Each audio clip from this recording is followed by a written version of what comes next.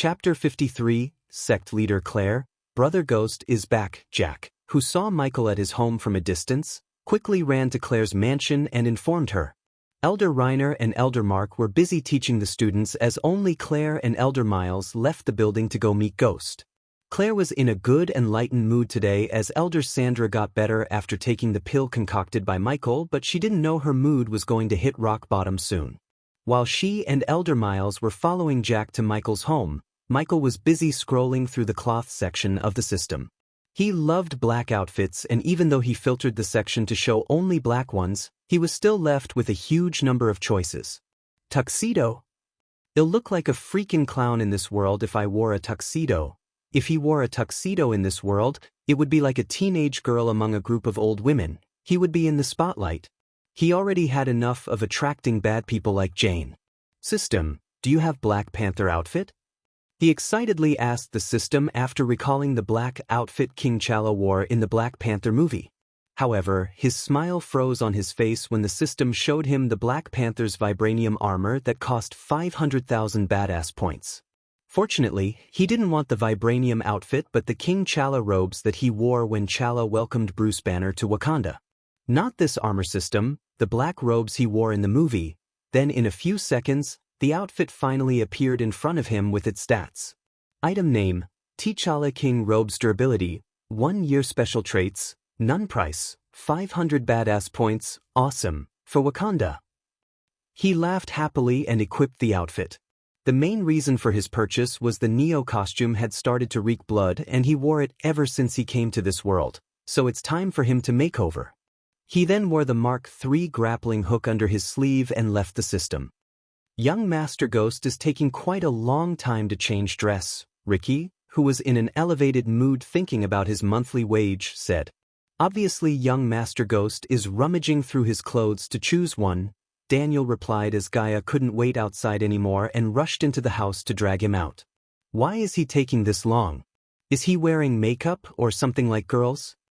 Gaia complained. She was not the kind of girl who would get ready for a few hours wearing all the makeup from top to bottom. When she was a princess, she rarely wore fancy cloth or makeup, and instead, she used the money allocated for her personal expense to bribe officials and ministers in Nagaland.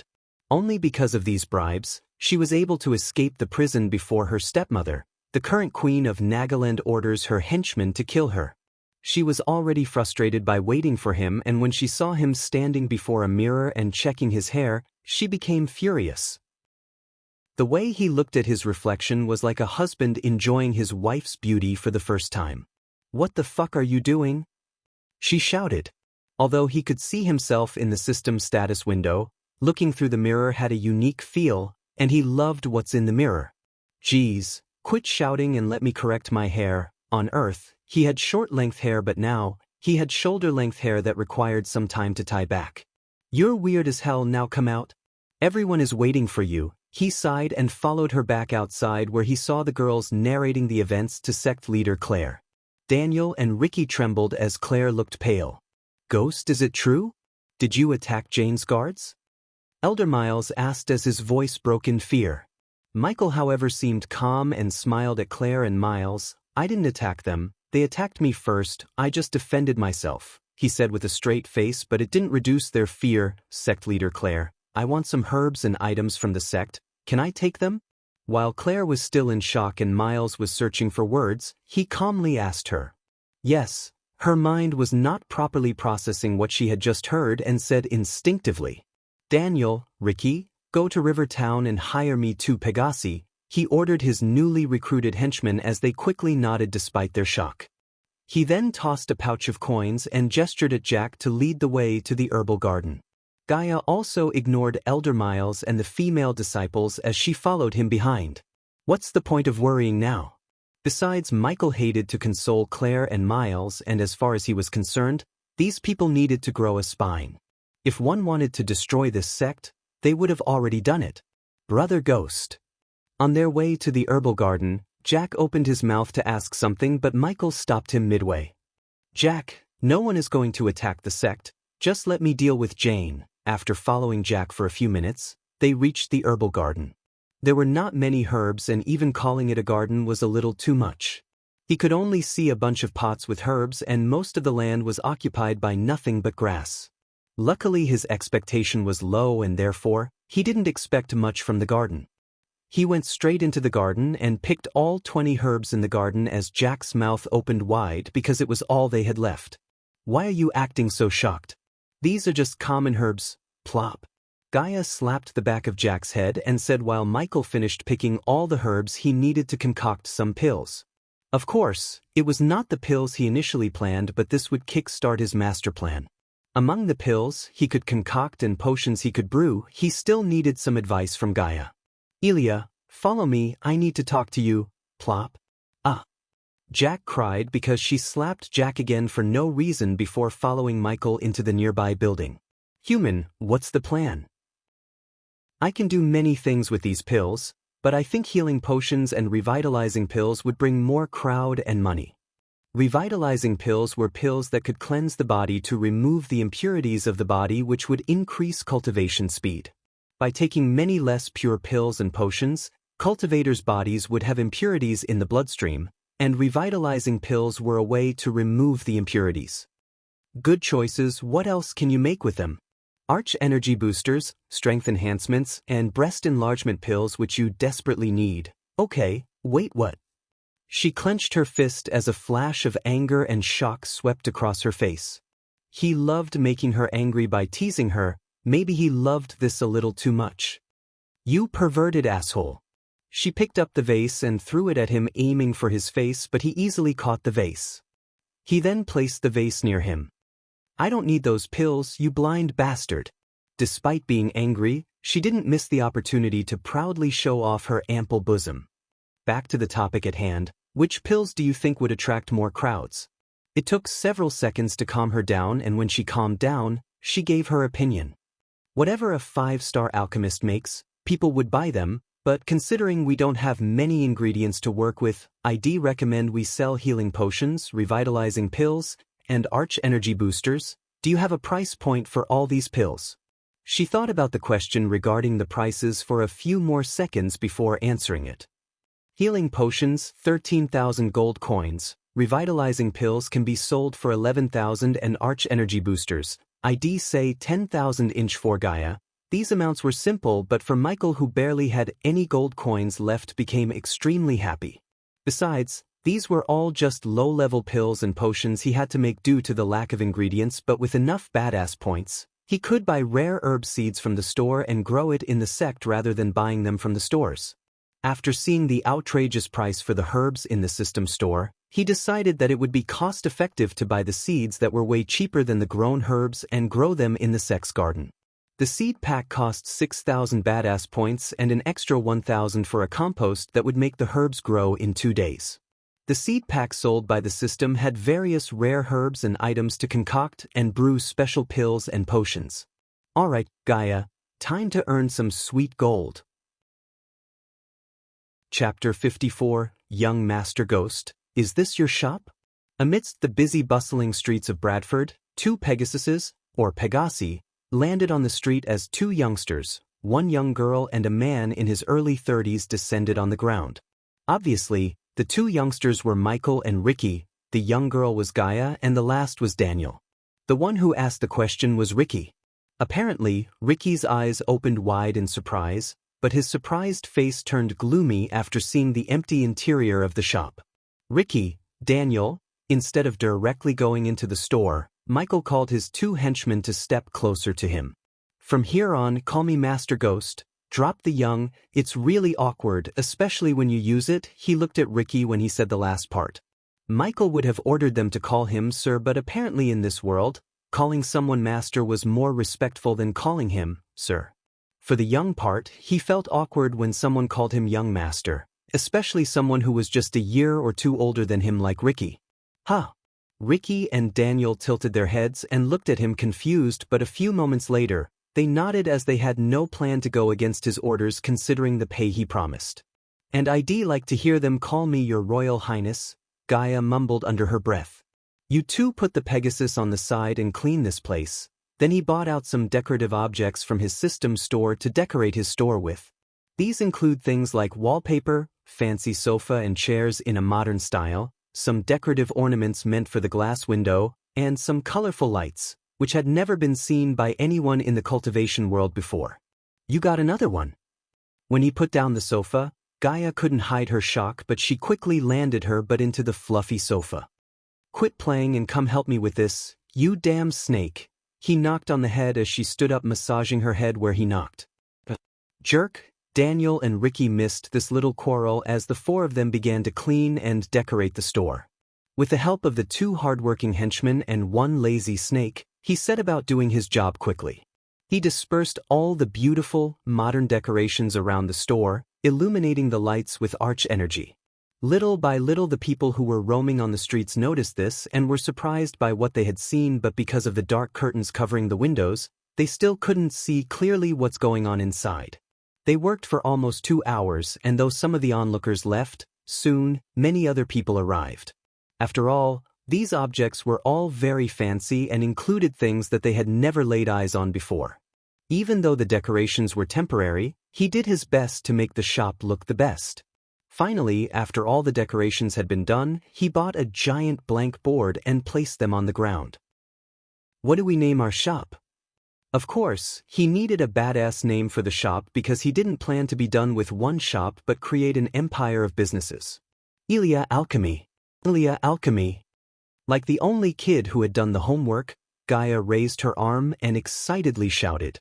And just like the kids who never touched the homework, Ricky and Daniel gawked at each other awkwardly. You wish, Humph. You have no taste, she pouted, but he ignored her and picked his mind for a better name. The Majestic. What? Who would name a single shop the Majestic? Gaia thought, and even the two henchmen frowned. Yes, we name this shop the Majestic. He could imagine hundreds of branches all over this world with the name the Majestic. Just by mere thought, he felt extremely excited. A suitable name for an alchemy empire. Are you seriously thinking to name this shop the Majestic? Xier quoted the last two words and snickered. Just imagine, he stepped closer as he put his hand around her neck, and surprisingly, she didn't resist. Hundreds of shops all over the world, the Majestic. And when we build our main headquarters, we can call the place the Majestic City. How cool is that? When you put it like that, it does sound not so bad, she said as she also put her hand around his neck. Both Daniel and Ricky scratched the back of their head looking at these two. Now, who's going to write the name on the board? He asked, looking at Gaia as he expected her to write the name considering his handwriting sucks. Usually, girls would have beautiful handwriting compared to the boys, therefore he looked at her. Gimme the brush. Looking at his gaze, she rolled her eyes and grabbed the brush to write the name on the board. After a few minutes, she finished writing the name and it looked gorgeous. It even shocked Michael because her handwriting looked computerized. That's how you do it. Pride in her work and arrogance oozed out of her face. Without giving any snarky comments, Michael gestured at Ricky and Daniel to hang the sign outside. As soon as the people saw the sign and the store, they were greatly surprised. Amongst all the buildings in Bradford City, it was really rare to see such a new, smart, and modern-looking store. This store had a strange name, too, the Majestic. Hey! Have you heard the news that Ghost beat up Jane's bodyguards in front of her? I have already heard this news. He has way too many balls if you ask me. Yeah, no sure, but I bet he would have realized by now who he had messed with and never returned to Bradford. That's baloney. He just opened up a store. Its name is the Majestic. My God. Really? Can that guy open a store? Who would dare to visit his store? Exactly. It's a pity that his store hasn't opened to the public yet. I wonder what its main commodity would be. I've heard that he is planning to sell meat.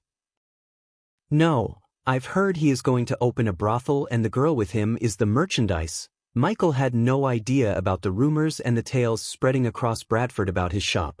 The portions and the pills were not very complicated. As long as ingredients were available, everything could be made easily in a few minutes. As the main pillar of the shop, alchemist, what he could do was concoct the pills and brew the potions while Ricky and Daniel stand guard outside. Gaia, on the other hand, wrote down the effects of each pill and potion on the billboard so that the customers could place orders accordingly. Now, everything was ready. Okay, Let's set a small goal of earning 300,000 gold on an opening day. He calmly said to the three in front of them. Hearing his goal, Ricky and Daniel freaked out as they only knew that he's an alchemist, but they had no idea what star alchemist he is. Is he planning to earn 300 gold on an opening day? How could this be possible?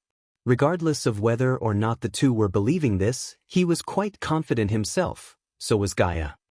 All right, Ilya, put the menu outside, and let's make some money. Money! Gaia shouted with vigorous spirit and paced towards the outside where a lot of curious onlookers had already gathered. Many people were discussing the commodity of the store, for the renovation style was so novelty that none of them had ever seen anything like in the past. Also, some people were looking forward to witnessing the Baron's wrath for beating his daughter's bodyguards.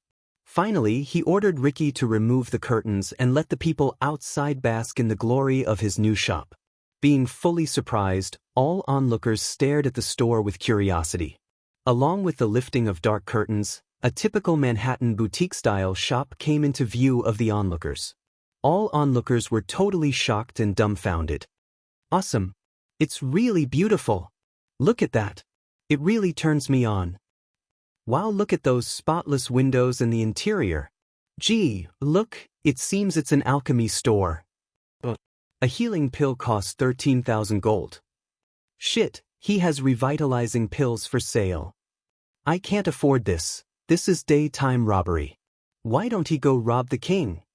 As these onlookers started to read the menu on the billboards, they trembled at the sight of the prices.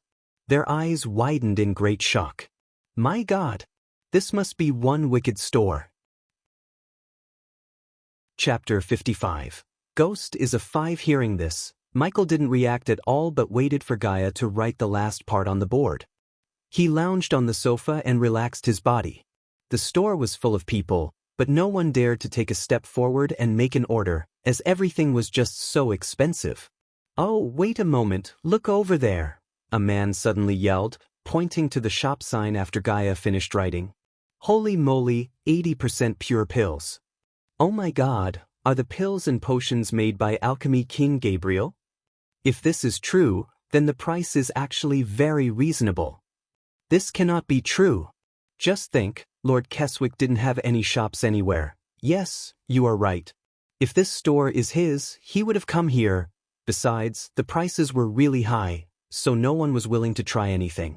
But the written introductions were really alluring, especially for cultivators who were now experiencing a bottleneck in the development of their powers. They were desperate to ascend to a higher stage in a short time. That was why the price of the Arch Energy boosters made by Gabriel had gone up to 15,000 gold coins in the auction. Now, one just needed to spend 10,000 coins, and they could possibly enjoy the same effect as the difference between Gabriel's pill and here, only 4%. Excuse me, miss, what if I fail to get into a higher stage after I take your Arch Energy booster? Asked a middle-aged man, who was at level 2 of the body refining stage. He is the master of the Vincent family, a very influential family in Sarton. I never thought that he would come here alone. It is said that he has been in a bottleneck for 20 years. I think he might never enter the next stage in this life without a powerful pill or portion. I guess he would like to take this opportunity. Anyway, he should tell us what he will do if the pill does not work. All of a sudden, everyone stared at Gaia as she scanned the man from top to bottom. After a few seconds, she agreed with the man. If this man took an Arch Energy booster purer than 80%, he would break the bottleneck and break through to the next stage. Ghost, she turned around and nodded at Michael. He slowly sat straight on the sofa. According to your current state, if you take the 80% pure Arch Energy booster, it'll guarantee you that you'll break through to the next level. If not, I will pay you back with 10 times the pill's value. Not only that, but we also give 10 times the coins you spent if the products were not 80% pure. Seeing this, people at present took a deep breath. He did not only give a guarantee but also said he would compensate him with 10 times the product's original value? Really? He would pay 100,000 gold coins? The master was a little hesitant. After all, 10,000 gold coins was not a small amount of money. He had to think carefully before making any move, but Michael's confident voice and guarantees somewhat reassured him to take the gamble. Right at this moment, many more onlookers came. Do not be tricked by him. He must be lying. No one would dare to ask for compensation from him if the pill does not have the effect he claims it does. You all know who he really is, you can do nothing about him. Hearing this, all people at present were in agreement. Yes, even if the pill was fake, no one would dare to ask for compensation from him, especially after he beat the crap out of Jane's bodyguards. Bang! Gaia suddenly dashed towards the crowd with a cold, "What are you doing?" A few onlookers were dragged out and thrown onto the street by her while Michael sat still without stopping her because they were bad for his business. She then stepped on their chests so hard as bone-cracking noises came from their chest. The next minute, they all began to spit out blood and passed out. "You bastards are really brazen. How dare you speak ill of our shop, the Majestic?" Gaia sneered, and even though she was just a mortal, no one dared to raise a finger against her because of Michael. Then she walked slowly back to the store as people backed off and got out of her way. They realized that not only Michael but his beautiful charming girlfriend was also a cruel devil. "If you can't afford our products, no problem, but if you dare speak ill of our establishment, I will kick the shit out of you all." Everyone felt furious and stunned, including Ricky and Daniel. Just a moment ago, she seemed so harmless and cute, but in a few seconds, she turned into a scarier version of Jane, or even worse. Even with her mortal status, she's this arrogant, and imagine if she has the cultivation level of Ghost Dam. Even his girlfriend is exactly like him, bitch. How dare she treat them like this? But they all noticed Michael standing there calmly, so no one opened their mouth to complain about Gaia's behavior. As far as Michael was concerned, most of these poor bastards can't afford his price and didn't care about their feelings. Like Gaia said, if they have the guts to speak ill of his shop, they better be ready to get their asses kicked. "Ghost, since you are running a business, you should not treat customers like this," the master of Wincent family said. "In the Majestic, we put the customers first, but we also do not tolerate any kind of false claims against our products," Michael calmly said as the people at present were stunned. Put the customers first? Seriously? The master of the Wincent family also shook his head. "Ghost, as a businessman, you should always be honest. You said that if the products are not 80% pure, you will compensate us with 10 times the product's original value. Do you really mean it?" Everyone knew even the pills and potions made by Gabriel wouldn't be 84% pure at all times, but Michael said otherwise. "Of course I mean it. Buy or don't, it's your choice." He shrugged. "Fine. Here are 10,000 gold coins. Give me the Arch Energy Booster." The master of the Wincent family took out a gray cube and put the cube heavily on the desk beside Michael.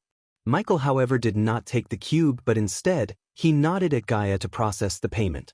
Gaia quickly came to him and took the pay cube. 10,000 gold coins, she said without any kind expression on her face.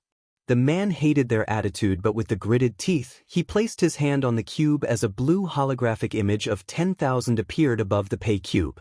In a few seconds, a neatly stacked 10,000 gold coins appeared on the table. Ricky and Daniel and every single person who saw the scene sighed and looked at the gold with sparkling eyes. For Ricky and Daniel, this was the first time they had seen a huge amount like this up close. Michael was extremely excited to see the sparkling gold coins, but he controlled his emotions and ordered the system to take the coins into his storage. "Wait at the waiting area until I call you," Michael said. Ricky quickly stepped forward and gestured at the man towards the line of office chairs as the man followed Ricky. Meanwhile, everyone waited to see the 80% pure Arch Energy pill and scan the entire room to see where he was keeping the pills. Until now, people couldn't find a single pill in this store and expected Michael to retrieve the pill from his space ring, which he didn't have. The shop was divided into two halves by a glass wall. One half was the waiting area where fancy office chairs lined up for customers and a large comfy executive chair and table for Gaia. The other half behind the glass door was Michael's domain. Since this store was a temporary place, he only placed a large sofa and nothing else. "Oh, I like this chair." While everyone's gaze was at Michael, Gaia sat on her executive chair and rotated the chair playfully. Whoosh! On the other side of the glass, Michael flipped his left hand, exposing his palm and revealing a bright red flame hovering on it. What is he doing? Is he going to concoct the pills? Idiot, look, there's no furnace. Then what the heck is he doing with the fire? As they were looking at him confused, he tossed all the ingredient right into the flame. What? What is he doing? Oh my god. Is he really an alchemist? What the fuck? I'm not an alchemist, but I know enough not to throw all the ingredients directly into the flame. Everyone was stupefied by the turn of events, as no one thought that he's an alchemist or he would try to concoct the pill himself. Their faces had looks of utter shock and disbelief. In that next second, however, their jaws almost hit the ground and eyes bulged out of the sockets. The pearls and beads of herbal essences emerged from the flames but took no damage at all. Then the green beads merged into one round shiny pill that radiated arch energy and a sweet aroma. Holy fuck! Look at the pill, it looks perfectly pure and flawless. 80% pure. The crowd who were seeing this remained rooted to the ground in shock. Their hearts were trembling, unable to believe whatever they were witnessing. 5-star alchemist. Ghost is a 5-star alchemist. Several people among the crowd shouted as the entire shop became dead silent. Ding! Congratulations to the host for successfully being a badass. The reward is 800 badass points. Ding! Congratulations to the host for successfully being a badass. The reward is 700 badass points. Ding! Congratulations to the host for successfully being a badass. The reward is 600 badass points. Ding! Congratulations to the host for successfully being a badass. The reward is 800 badass points. Finally, the moment Michael waited appeared. The sweet sound of rings of notifications rang inside his head without a stop. Chapter 56, He's not a genius, he's a frickin' monster. There are no words to describe this kind of talent. Many people were rolling their eyes, feeling dizzy and struggling just to not fall on the ground. They simply couldn't accept this. This was just too unbelievable. They managed to calm themselves down after a few more minutes, but the way they looked at Michael had changed. And currently, they realized one thing: he's in a different league than the other prodigies of his generation. The more they became shocked, the more badass points he earned. Daniel, take this pill to the gentleman over there. Holding the green shiny pill in his hand, Michael called Daniel. It took several seconds for Daniel to respond as he came to Michael. Michael placed the pill in Daniel's shaking hands. Before this, Daniel had never even seen 30% pure alchemy pills or potions this close, let alone an 80% pure pill. Realizing that he was holding a 10,000 gold value pill in his hand, his whole body trembled. Go on. Michael gave a pat on the back to move Daniel faster. After a minute, Daniel carefully handed over the pill to the man. Receiving the pill, he could feel the warmness and the arch energy radiating from the pill. The fantastic smell of the pill wafted into his nose. The onlookers were eager to know whether the pill was a real 80% pure one or not, and all tightly fixed their eyes on him. You will be able to feel the effect after taking the pill. Gaia stopped rolling and rotating the chair and reminded him slowly at that moment. The master said nothing more. Either he would break through to the next level after taking the pill or receive 10 times the amount he paid. Both outcomes were favorable to him. He opened his mouth and put the pill into his mouth. The next moment, the man's eyes widened in disbelief. The pill melted in his mouth and released a rich aroma. He could instantly sense his body devouring the arch energy like crazy. The master was shocked. He had been taking many pills and portions for a long time, expecting a breakthrough. Is the pill working? Someone in the crowd shouted at that moment. However, the master had no time to answer the question as his whole body was going through a change. It is so. He was about to open the mouth and all of a sudden, a force of energy gushed out from his meridians and rushed through his body, roaring like a tsunami. What? The master was totally shocked. He didn't have enough time to think more. The next moment, he sat down on the ground with his legs crossed and started to draw that force in with cultivation arts. Boom! After a few breaths, a formless airwave gushed out from his body. Then he opened his eyes suddenly with brand new momentum. His eyes were even clearer than before and his skin became glossy. Level 3 of the body refining stage. I did it. The master murmured to himself. His mind remained unclear for a while.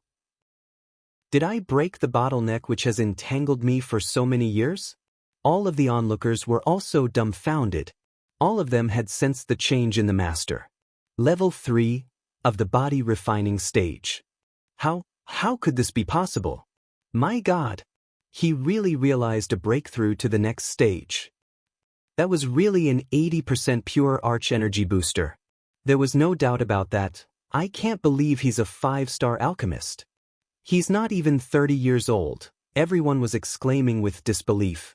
There were no right words for them to describe their shock. The master of the Winsent family stood up immediately and bowed at him. Then he said with immense gratitude, "Thank you, young Master Ghost. My whole Winsent family is in your debt." The man even addressed him as young master because he was not only a prodigy but also a 5-star alchemist. Even the king would treat a 5-star alchemist like him with the utmost respect.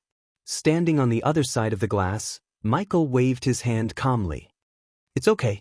The next time you need any pills or potions, come to the Majestic, of course, young Master Ghost. Can I order another 10 arch energy boosters and a couple of revitalizing pills for the members of my family?" The master asked excitedly. His breakthrough this time could greatly promote the status of his family, and with these pills, his entire family could increase their power. If the other elders who were also entangled with bottlenecks could also make a breakthrough, a complete transformation would happen in his family, and their status in Sartan would reach a new level. Therefore, spending 100,000 or more gold coins was not a bad thing but a great investment. Seeing this, the onlookers could hardly stand still. Holy shit! This is for real!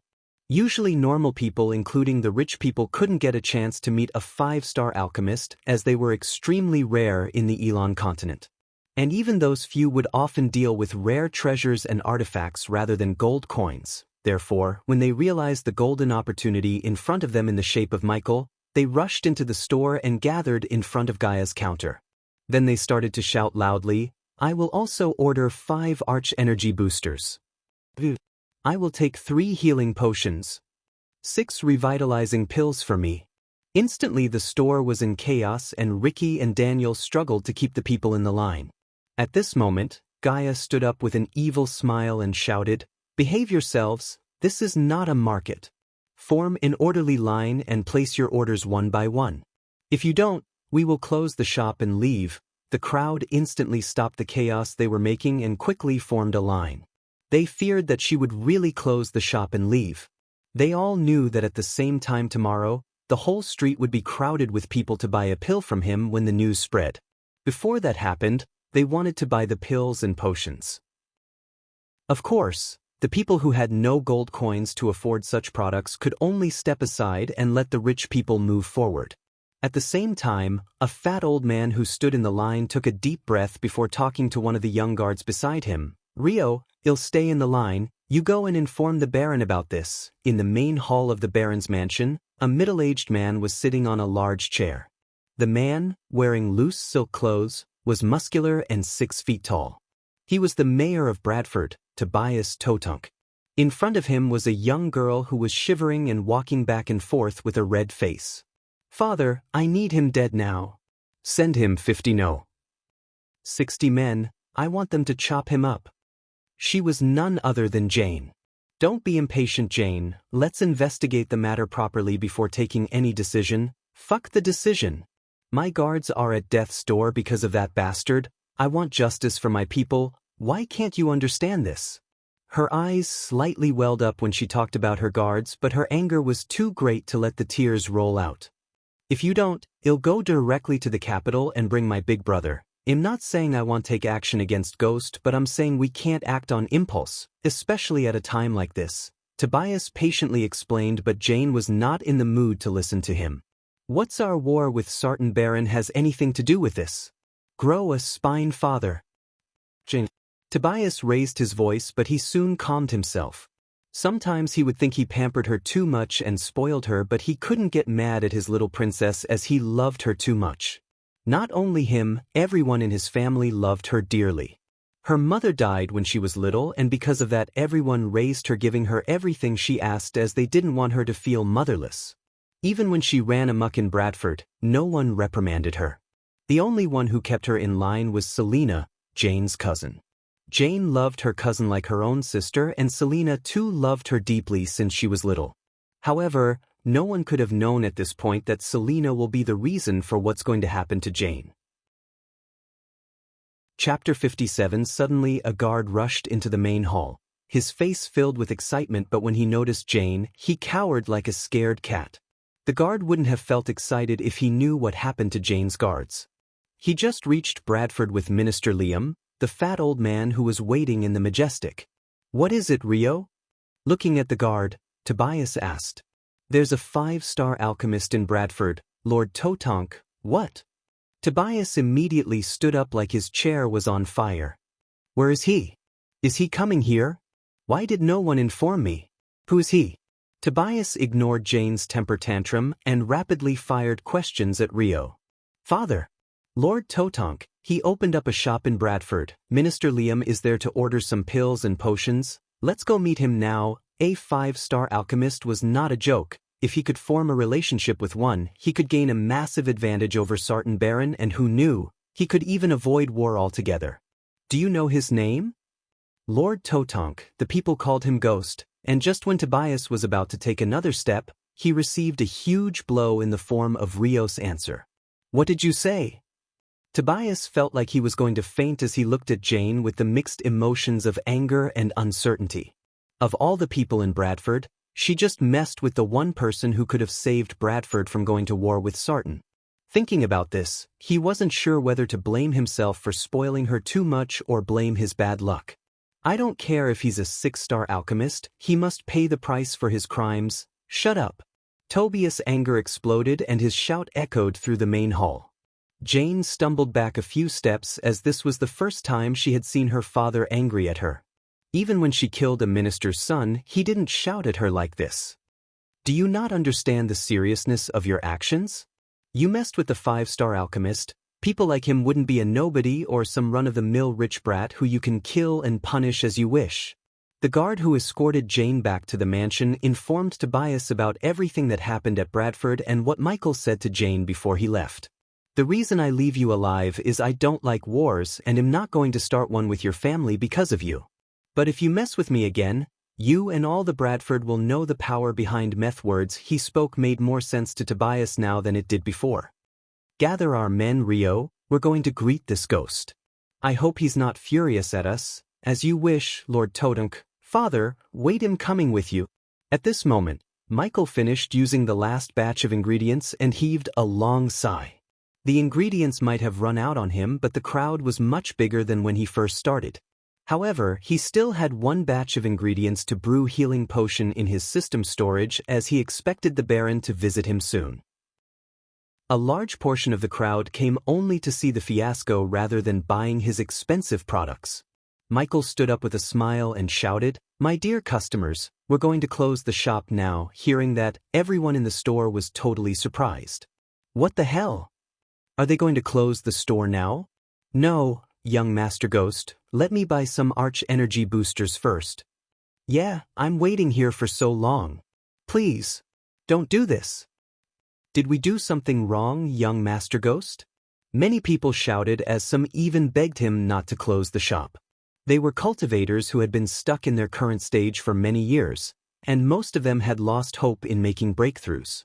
People who had severe injuries hoped to treat their wounds with healing potions. Those who polluted their body with various pills and potions hoped to revitalize their bodies by using the revitalization pills. And finally, people like the Lord of Winsent family had a chance to break through by taking the Arch Energy boosters.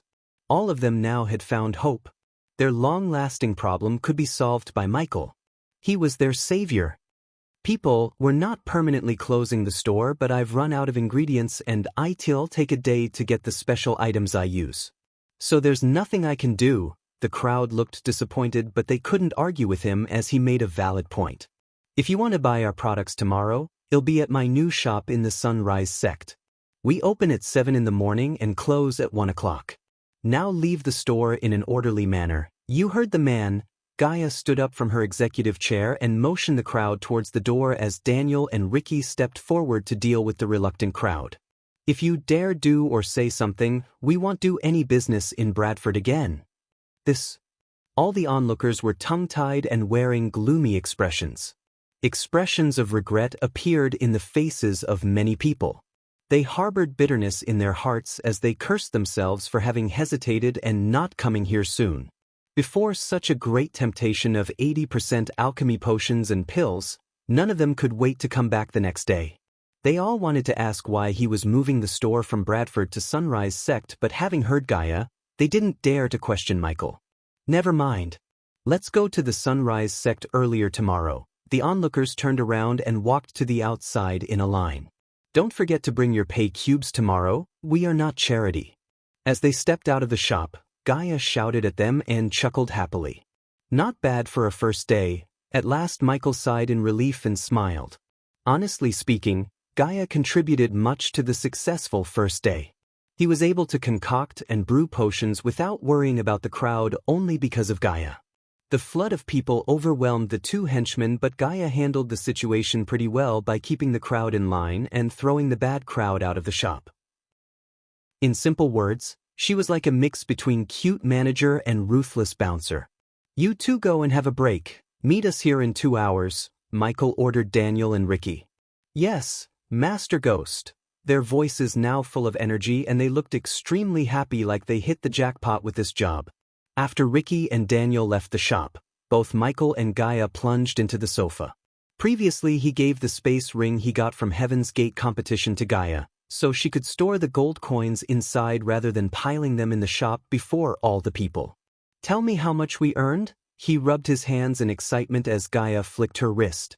A bright light emerged from the silver space ring in her hand, and then huge, neatly stacked gold coins appeared in front of them. The glistening of the gold coins lit the room with a golden color.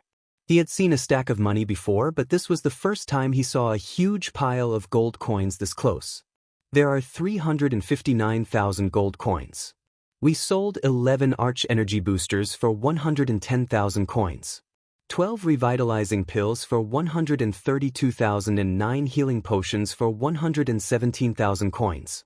If we had more batches of ingredients, we could have milked the suckers dry. She let out a disappointed look. I do have one last batch of ingredients to brew healing potions. Good, I do expect the Baron to visit us, Gaia nodded. And what did you ask the people to come to the Sunrise Sect? What's wrong with this place? No one would dare to touch us now, and we could even buy what we need from the Green Heaven. First of all, they would definitely raise their prices knowing what we are charging the people. Secondly, why should we go to the Green Heaven when we can grow our own herbs at the sect? We don't have to pay for the ingredients, and we can promote the sect more by setting up the shop there. After hearing him, she took a couple of seconds to think about this and nodded. You are right, and I don't think that bitch Jane would let us run a business in her city after what you had done to her guards. So what are you gonna do about the ingredients for tomorrow? We cleaned the sect's herbal guardian clean, remember? Don't worry about it, I got it covered. And when she was about to ask how, they heard galloping sounds and heavy footsteps. Michael looked outside through the dark curtain to see a group of soldiers dressed in metal plates and chainmail walking towards their shop. The Baron is here. Chapter 58. With a wave of his hand, Michael opened the door for the Baron and his guards. 2 guards in a full metal plate and chainmail entered through the door first, and following them, a red-haired sturdy man came inside. His fancy robes and aura gave out his identity without an introduction. You! Behind the Baron, Jane walked with the gritted teeth. Michael completely ignored her and smiled at Baron. Welcome to the Majestic, Baron Toke, he said, and reached his hand out to shake Baron's hand as the Baron seemed stunned for a moment before shaking Michael's hand. You are Master Ghost? The Baron didn't expect him to be this young, as he seemed like he's 19 or 20 years old. He was not wrong, as Abras was only 19 years old when he died. Yes, Baron Totonk, Michael said. The guards quickly brought 2 customer chairs and placed them behind the Baron and Jane to sit. Michael and Gaia sat on the sofa to hear the purpose of Baron's visit. Master Ghost, my men said you are a 5-star alchemist? How could the Baron believe a boy like him is a 5-freaking-star alchemist? Was he studying alchemy since he was in his mother's womb? Apparently I am. A lot of people ask me that. So Baron Totonk, what brought you to my shop? Is it anything to do with what happened to the guards? Forgive my silly daughter for what happened, Master Ghost. I spoiled her too much. Father. Baron knew when to raise his head and lower his head. Compared to a 5-star alchemist, his position as Baron was nothing. Even the king of Bredio would treat Ghost with the utmost respect. Not only was he a 5-star alchemist but one who could concoct pills and brew potions with a purity of 80%, which made him the second best to alchemy King Gabriel himself. Don't worry about that, Baron Totonk. I'm not going to hold that against you, but how are the guards? What do you think, you devil? Jane snapped when Michael asked about the guards, but soon, she closed her mouth when Baron raised his voice at her. Mast, it's fine, Lord Totonk. I'm a very tolerant guy. Tolerant my ass. Gaia was laughing her butt off inside when she heard this but kept a straight face. Unlike Gaia, the veins on Jane's face popped and her face turned ugly. This guy nearly beat her guards to death, but shameless claiming that he's a tolerant guy. How ridiculous is that? I'm glad that you have such a big heart, Master Ghost. Baron Totonk was planning how to cool him off after Jane's little squabble with him. He was even ready to gift him a huge chunk of the treasury if that is what it takes Ghost to forgive Jane, but now he sighed in relief hearing that he already forgave them. I would, however, recommend you to buy some healing potions to treat the guards. Oh? The Baron was again stunned by Michael. For a moment Totonk thought he saw a fox in human form. Baron understood that by recommending he's urging him to buy healing potions from him. Of course, Master Ghost, if that would make Ghost happy, Baron was willing to spend the gold for the healing potions. Looking at the Baron's pay cube, Gaia's lips curved upwards. The guards would need 6 healing potions. That'd be 78,000 gold coins. Are you seriously asking us to pay for what you have done? This is too much.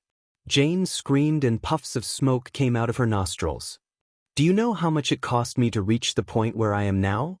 Compared to that, this is just a drop in the ocean. Don't mind my spoiled daughter, Master Ghost. Hey, race the pay cube. Baron Totonk handed his pay cube as Gaia took 78,000 gold from it with a small chuckle.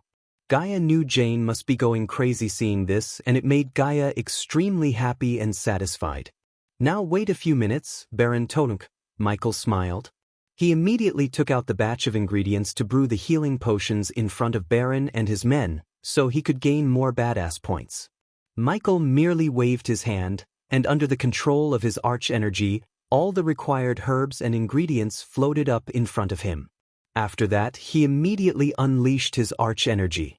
With its aid, he would be able to gain precise control over every single herb. Followed by a soft vibration, the bright red fire in his hand exploded and turned into a small stream of flames that engulfed all of the herbs. Whoa! Baron immediately leaned back when he saw he's brewing the potion without even a furnace. Ding!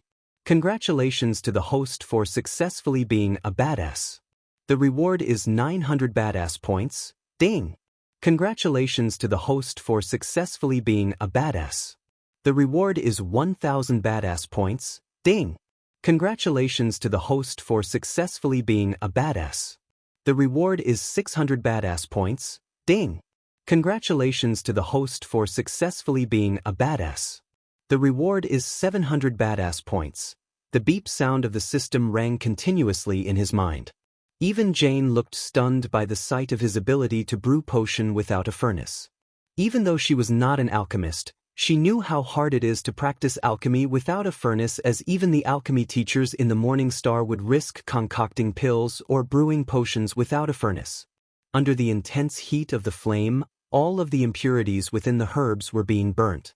Although the purification process looked simple, it was an important step that couldn't be neglected. His action of purifying dozens of herbs at once was simply shocking. He had a calm expression. His black hair was fluttering backward, and his eyes were brimming with vigor like a pair of dark gemstones. With all his focus, he kept staring at the sea of flames in front of him. Within the flames, all the herbs were floating in different positions and were being burned with different temperatures that suited them individually. There were no doubts about purification being a very difficult step in alchemy. Therefore, when ordinary alchemists concocted pills or brewing potions, they would use a furnace to help control the temperature of the flame. Besides, since each herb had its own melting point, the alchemist would need to purify them one at a time or purify herbs with the same melting point at the same time. If two herbs with different melting points were purified at the same time, it would usually result in impurities remaining or essence being burned off, which then makes the pill or the potion low quality. Even the alchemists with rich experience might at most purify a few herbs together at once. The fact that he was able to purify dozens of herbs together at once was simply astounding. Only the renowned alchemists dared to do so, and none of them would be able to do it so leisurely like he was doing. After a few minutes, 6 vials of green glistening liquid landed in his hand.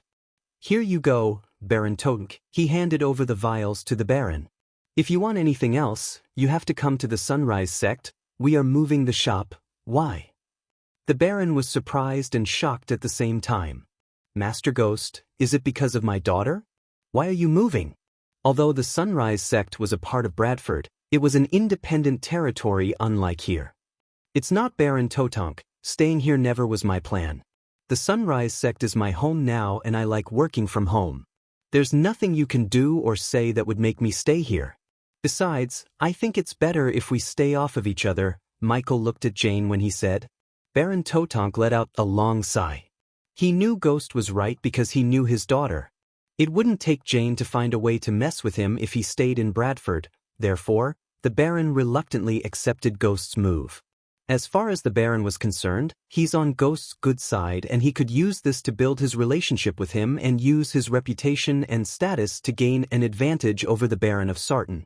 "Then I will wish you luck, Master Ghost, and if you need anything, please just send someone to my humble house. I will do my best to help you." "Of course." Baron Totenk, after a few pleasant words, Baron left the store.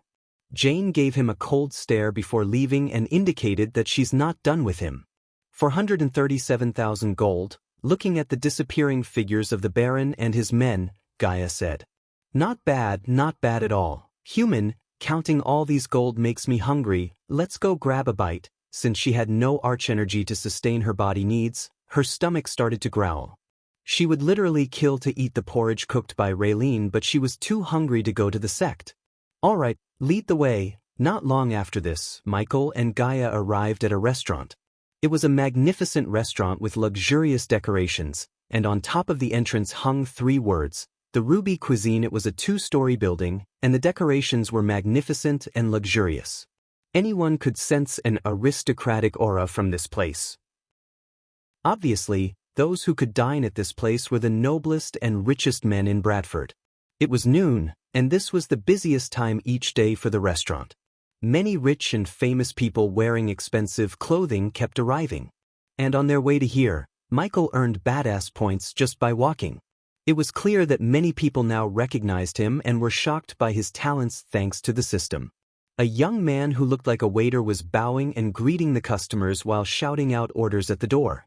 When the waiter saw Michael and Gaia, he hurriedly came forwards and greeted, "Young master, young Mississippi. Please come in." The waiter said, but Gaia could sense a hint of panic and fear in his voice. Gaia nodded, thinking that probably the waiter heard of Ghost's reputation and was about to enter the restaurant when she noticed Michael standing without moving. "What's going on?" Michael's environment scanning ability revealed to him that there are 2 extremely powerful entities inside the restaurant and made him reluctant to get in. Is this going to be one of the restaurant fights that would happen in novels?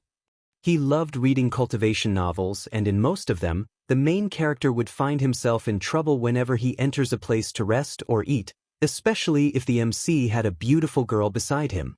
Of course, he knew face-slapping an arrogant young master in front of all the people would get him badass points, but the 2 entities inside the restaurants seemed way out of his current league. Therefore, he had second thoughts of entering the restaurant.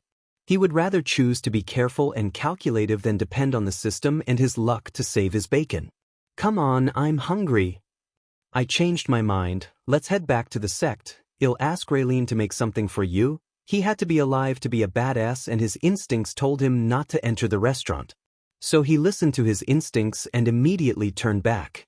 A good man won't let his friend go hungry, Ghost. Just when he was about to leave, A voice appeared out of nowhere and formed an invisible wall around him. Shit, here we go. Chapter 59. When Michael entered the restaurant and started walking towards the tables, he could immediately feel a pair of eyes looking at him. When he turned around to look at the source of these eyes, he could see two girls staring at him. One of them was blonde and the other was red hair. Obviously, both of them were super hot, but Michael was not in the mood to enjoy their beauties as they could simply kill him like swatting a fly, as the blonde was at the core formation level 6 and the red hair was at core formation level 3. At the moment, two of them were checking him out and not in a good way. Take a seat. The blonde one gestured at Michael. She had shiny blonde hair, perfect facial structures, and silky smooth skin. The red hair beside the blonde was even hotter and younger than the blonde. Huh? But when he took a step forward, he felt a tight grip around his hand and looked at Gaia, who was shivering for some reason.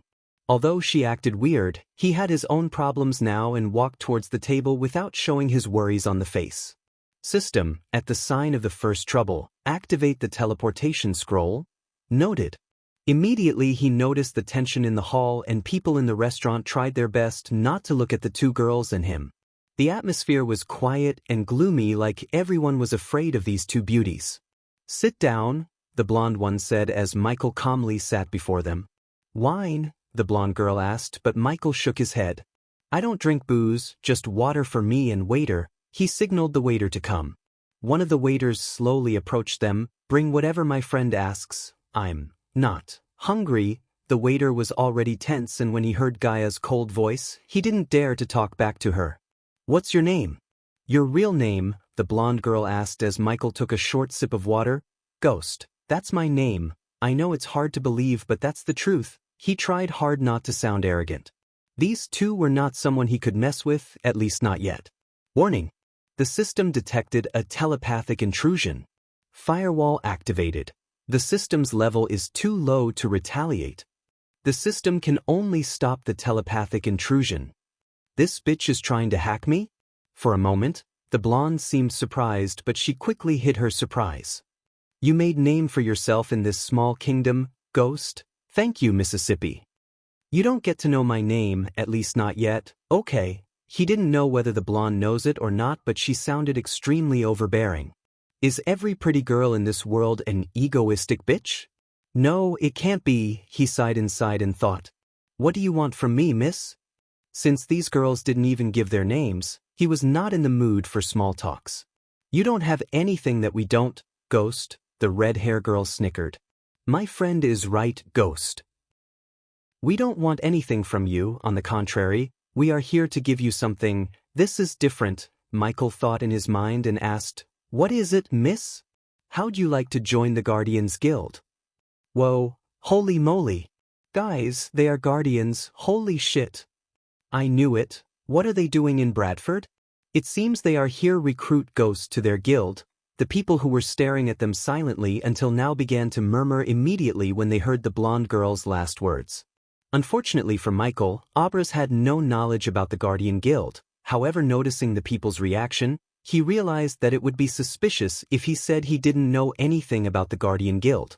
Therefore, he decided to ask questions without revealing his lack of knowledge about their guild. Am I not too weak to join the Guardian Guild, miss? Of course you're too weak, and that's why you won't join the Guardians. The blonde's words confused him, and looking at his expression, the girl put the wine glass in her hand down and explained, We are searching for promising talents and forming a group of trainees to serve the guild and Guardians. Serve? He sneered inside and wanted to punch her in the face. What about after training, miss? Why are you asking too many questions? You should be thankful for us to even consider you. The red-haired girl lost her temper for a second and slightly raised her voice. If it was a normal circumstance and she was weak, he would have taught her a lesson. However, these two girls were extremely powerful and seemed to have a powerful guild behind them. Although the blonde girl didn't seem to like him asking questions, she still had a small smile on her face. After training, you will continue to work with your fellow trainees and serve the guild. The Guardians will evaluate your performance, and if you're good enough, they might take you as their subordinate. The girl made it sound being a subordinate as a huge honor and opportunity, but Michael didn't give a shit about their guild. How could he serve someone else other than himself? Yet, he had only one last question to ask before rejecting their offer. "Miss, can I ask you one last question?" He asked humbly because he didn't want the two girls to get mad and attack him, which would threaten his life. "Go on," the blonde girl nodded. "Is there any chance for a trainee to become a guardian?" "Ha!" The red-haired girl's eyes went wide for a moment as the blonde girl burst into laughter. Michael still had a calm face, but he could sense Gaia was trembling. The blonde girl stood up when she stopped laughing and put a silver round medallion on the table. "If you want to join the guild, bring this to the capital before tomorrow night." In a flash, the two girls disappeared from the place, leaving everyone stunned. He took the medallion and saw a logo of a crown etched into the surface. After storing the medallion in the system storage, he stood up to leave the place but saw Gaia didn't move a muscle. "Hey, come on, we are leaving." He shook her shoulder and felt her body trembling. "I know something's wrong, but this is not the place. Come." He forced her up as she reluctantly followed him outside. When they stepped outside, Michael grabbed her hand and activated the lighting dash. In a flash, he and Gaia left the place, leaving a trail of dust. Except for the stop he made in front of his store to leave a note for Daniel and Ricky, he dashed straight outside Bradford and reached the outskirts of the city. "All right, now we can walk and talk." The outskirts of the city looked deserted and they had no one but trees to accompany them. "What happened back there?" he asked, but she still remained silent, which was a rare thing when it comes to Gaia. He sighed. "Usually I don't give a shit about your past, but when it comes to my subordinates, I do give a shit. So tell me before I make you." After looking at his serious face, Gaia took a deep breath and opened her mouth. "The girl back there. Which one? The blonde or the red hair?" "The red hair." She gritted her teeth and said, "What about her?" "She is the reason for my state. Human, she's my half-sister." Michael halted his steps in surprise. He never expected this twist, and now that he thought about this, it really made sense. "So that's why you went quiet. You have to tell me what happened in Nagaland. What did you do?" She hesitated to open up, but Michael knew what would cheer her up and make her talk. He retrieved a shiny white pill from the system storage. It was the cheap tier pill that would create a false sense of repairing her crippled meridians. "If you tell me what happened, I will give you this pill I concocted just for you." Her face slightly lit up when she saw the pill and reached out to grab the pills. No flashback, no pills. The pill was too tempting for Gaia, and looking at her expression, he laughed inside because it was like taking candy from a baby. He manipulated her easily. It all started. Short version would do. Tell me only the good bits. Chapter 60. After my mother died, my father married a bitch called Salisi. Together they had Zanali, the red-haired bitch. Zanali, huh? He noted her name and continued his walk while Gaia narrated the short version of her flashback. "Since the moment she was born, she got everything I didn't, my father's attention, mother's love, and everything I longed for." Her voice slightly broke and revealed the sadness in her heart. "A few years ago, I asked one of my minions to collect information the Nagaland's population and food consumption level. Why? Because I saw my father asking for a loan from nearby human kings. He wouldn't have done that if he had any other choices." "You thought it has something to do with the population and food consumption of your people?" "Yes, and I was right. According to my minions and spies, my father is liquidating the assets and taking loans from the nobles to run the kingdom. That bastard was driving my mother's kingdom to the ground, and I wanted to fix the situation before he could sell the kingdom piece by piece with that Salisi bitch." It was obvious to Michael that Gaia didn't love her father very much by her tone and expression. "What did your minion find out?" "That was the weird thing. From the information I gathered, I realized that most of the wealth in the treasury was going to sustain the demand for food. And what made me loathe that bastard of a king was, most of the food we bought went to the prisons, to feed the prisoners." "Huh. Shocking, right?" "I know. My mother died when I was 6 months old, but I learned that when she was ruling, Nagaland was prosperous and a powerful kingdom. One of the reasons for my mother's success was her rules. My mother made sure that rapists, murderers who killed innocent Nagas, and all other kinds of evil bastards die painfully. Because of that, everyone feared committing a crime, which kept the prisons from overflowing with Nagas." "What changed?" Michael asked as her face twitched in anger. "Salisi and Zanali, they cancelled many of my mother's rules, saying that it was too cruel. My spineless father went along with them. Not all who commit a crime deserves to die, Gaia. But when the crimes were killing innocent Nagas and slaughtering children, they deserve to die. You killed an entire sect for the Rosewood Village. You're right, those deserve to die. Except Salisi and Zanali thought they deserve a second chance. 5 years for a Naga who slaughtered an innocent family and 3 years for serial rapists? What kind of punishment was that? Those bastards treated the prison like a picnic spot, and my father sold my mother's kingdom piece by piece to feed those evil bastards. It drove me crazy, and that was why I always ventured out to calm my nerves, because I feared I would kill that bitch and my half-sister if I stayed in my castle. You still didn't say what you did to deserves to get your meridians broke. She took a deep breath after Michael's question and stayed quiet for a few seconds before continuing. I wanted to bring Nagaland back to its former glory after I take the throne which rightfully belongs to me.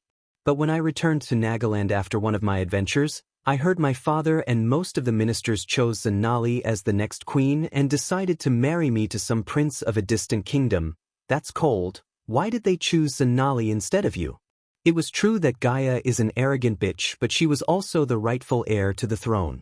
From what he heard from Gaia, Michael could tell that her father is too soft to be a king, and Nagaland seemed like a place that needed a queen like Gaia rather than a softy like her father who was clearly controlled by Salisi and Zanali. Because my father loved her more than me and Zanali earned the people's support with her fake charity works and donations, she seemed like a bitch to me back there. That was her real face, human. I should have killed her years ago. Yet, she broke your meridians. How was she able to do that? If my memory serves me right, you must have been stronger than her. Gaia's face reddened in anger. When I heard they chose Zanali to be the next queen, I lost my temper and questioned my father about all the debts and revealed the kingdom's status, crime rates, and every dirty little secret he was hiding, in front of every noble and minister. Except instead of answering, that bastard threw me out of my castle, my own fucking castle, but not before I killed his fucking guards and broke his jaw. She made a boxing posture and punched the air. So you broke your father's jaw. Things are getting interesting. After hearing about her father and what he was planning to do, Michael couldn't blame Gaia for losing her temper. He wanted to feed the prisons despite the wellness of my kingdom, so I went straight to every prison in the kingdom and burned them to the ground before they could do more damages to my mother's kingdom. When I burned down the last prison, I lost most of my arch-energy and power. That bitch Salisi and Zanali attacked me at my weakest state. They captured me and brought me to my father. Do you know the sentence he gave me? Michael shook his head, but he had a feeling that it was not a community service. Tears already started to roll out of her eyes. He wanted to kneel down and ask for forgiveness from the kin of the evil bastards I burned down. I'd rather die than kneel down and beg for forgiveness. And human. She paused for a moment, and when Michael looked at her face, he saw her eyes welling up. You were wrong, human. Zanali didn't break my meridians. My father did. My own father. She then stopped walking and dropped to the ground in sorrow. Her father's betrayal and actions saddened her more than they angered her. I may have a father, half-sister, and half-mother, human, but am no different than you, an orphan. I was, am, and always will be. This was the first time he saw Gaia crying, and honestly, it startled him to see her like this. However, he hatched a quick plan to exploit the situation in his favor. For what it's worth, I think of you as my family, Gaia. He wiped the tears off from her face and wrapped his hand around her shoulder to console her. Just like he planned, her loyalty towards him jumped from 30% to 42%. She was far from being his family, but a simple lie made Gaia's loyalty towards him increase by 12% in one go. He would only consider her as his friend when she reaches at least 70% loyalty, and until then, he decided to lie to her more often to increase her loyalty. Now take this pill, you'll feel better. Besides, you look horrible when you cry. He chuckled as Gaia quickly pushed his hand around and punched him in the shoulder. You bastard. Give me that. He honestly preferred this version of Gaia to the silent, sulking Gaia. And by giving the fake pill, he managed to soothe her sadness and anger. So are you going to join the Guardians? After swallowing the pill and wiping away her tears, she asked. About that, what is this Guardian Guild? Surprisingly, Gaia didn't seem shocked but let out a stifled laugh. What would you do without me? Guardian Guild is like the Adventurers Guild but more powerful and influential. They are the law enforcers of the Elon continent. In other words, if you want to rule this kingdom, they will stop you unless you join them and abide by their laws. Law enforcers? He was allergic to that word. Back on Earth, the law and the law enforcers were his biggest enemies. However, on Earth, he had no power to fight the law units head-on, but in this world, he had all the means to destroy them if they stood in his way. He dreamt to control and rule this world from the shadows, and he wouldn't let anyone stop him from turning that dream into reality. Where were they when Ralphie burned down an innocent village? They may have done something if anyone survived the massacre and complained to the Guardian Guild. Even then, it was highly unlikely because the Guardian Guild would send someone to investigate and they will take their sweet time. When they finish investigating, either Ralphie would have killed the witness or he would have bribed someone in the guild to make his case disappear. You have to be rich and powerful to get justice from the Guardian Guild, human. The Guardian Guild may have served everyone when it was found, but now, it's all politics. And that's why no matter how great you are, you can't become a High Guardian at best. You can become a Bronze Tier Guardian. Typical. It was not a big surprise to him to hear about the Guardian Guild because it was like every law enforcement unit on Earth, slow, inefficient, and plagued by politics. Of course, they kept everyone in order on Earth, and all hell would break if there wasn't a law unit like police in a country. Considering Michael was a criminal, he never liked the law enforcers and never would. Chapter 61. The cloud failed to blanket the sky. Instead, it was irregular, chaotic in where it chooses to be thick or sparse. In the gaps, the sky had darkened. The clouds were no longer white or paler gray. Instead, they were blackened shadows that shift with the wind. There were times they moved just enough to reveal the half-moon, but for the most part, there was no light in their way to the Sunrise sect. Eventually, both of them reached the outskirts of the sect and started to climb the steps leading to his house.